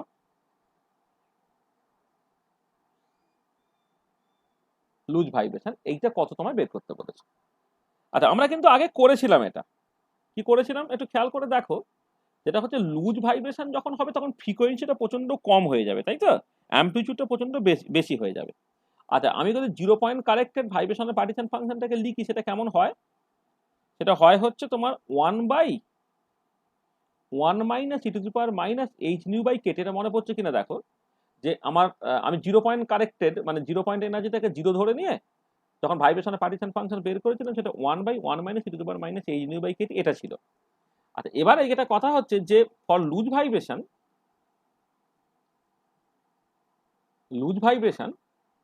এই এইচ নিউটা কিন্তু মাচ লেস দ্যান কেটি। মানে লুজ ভাইব্রেশন মানে হচ্ছে যে ওই যে এনার্জিটা অ্যাক্টিভেটেড কমপ্লেক্স নিল, সেই এনার্জিটা নেওয়ার পরে একটা পার্টিকুলার মোড অফ ভাইব্রেশন আছে, যে ভাইব্রেশন বরাবর হচ্ছে অনেকটা বেশি অ্যাম্পলিটিউড নিয়ে অসিলেট করতে থাকবে। আচ্ছা, অনেকটা বেশি অ্যাম্পলিটিউড নিয়ে যখন সে অসিলেট করছে, তখন অ্যাম্পলিটিউড বেড়ে গেল মানে তার করসপন্ডিং ফ্রিকোয়েন্সিটা কমে গেল, তাহলে এই এইচ নিউটা মাচ লেস দ্যান কেটি, এই কন্ডিশনটা তোমাকে ভাবতে হবে। তাহলে এই কন্ডিশনটা যদি থাকে, দেখো E to the power minus H nu by KT, এইটাকে তুমি তখন অ্যাপ্রক্সিমেট লিখতে পারবে কত? 1 minus H nu by KT এইটা। তাহলে তখন দেখো এই ভাইব্রেশনের partition function for loose vibration এইটা, এটা কত হবে? এই 1/1 minus H nu by KT এটা। তাহলে কি দাঁড়াচ্ছে? এটা basically KT by H nu হচ্ছে এটা। তাহলে এই যে প্রবলেমটা, এটা হচ্ছে ট্রানজিশন স্টেটের মানে পার্টিশন ফাংশন অ্যাপ্রোচে যে ট্রানজিশন স্টেট আমরা পড়েছিলাম, তার ডেরিভেশনের ক্ষেত্রে কিন্তু আমি কেটি বাই এইচ এটাকে লিখেছিলাম। ওই জন্যই দেখবে ওই যে প্রি এক্সপেনশনটা প্রথমে যে কেটি বাই এইচ যে টার্মটা আসছে না, এই কেটি বাই এইচটা কিন্তু বেসিক্যালি এই জায়গা থেকে আসছে। ঠিক আছে? তাহলে দেখো এই 2000 ডিসেম্বর নেট 2015-তে কিন্তু এই কোশ্চেনটা এসেছে। তুমি এটাকে এইভাবে করতে পারলে, তাহলে এটা এই জায়গার প্রবলেম বা এখানকার প্রবলেম এটা। এটা তো আরো সব আছে আর কি, সেগুলো একটু দেখতে হবে, খুঁজে টেছে কোথায় আছে।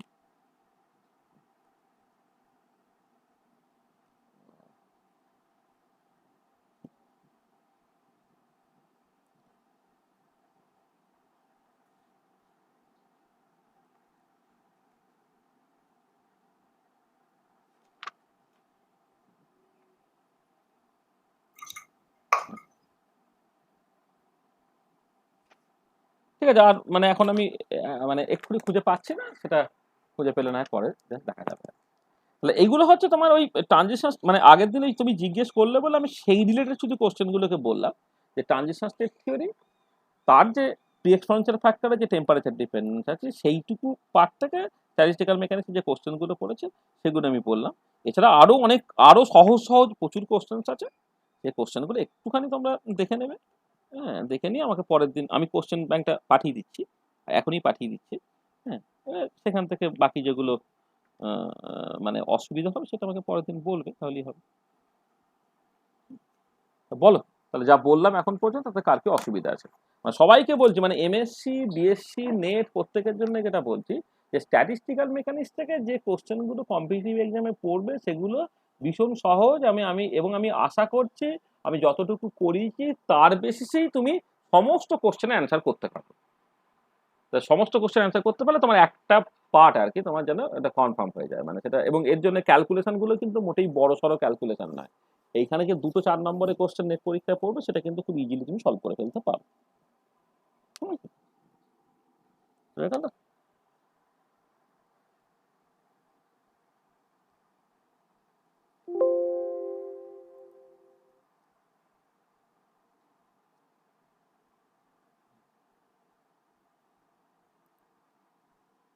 বলো, আর যদি কারো কিছু অসুবিধা থাকে বলতে পারো।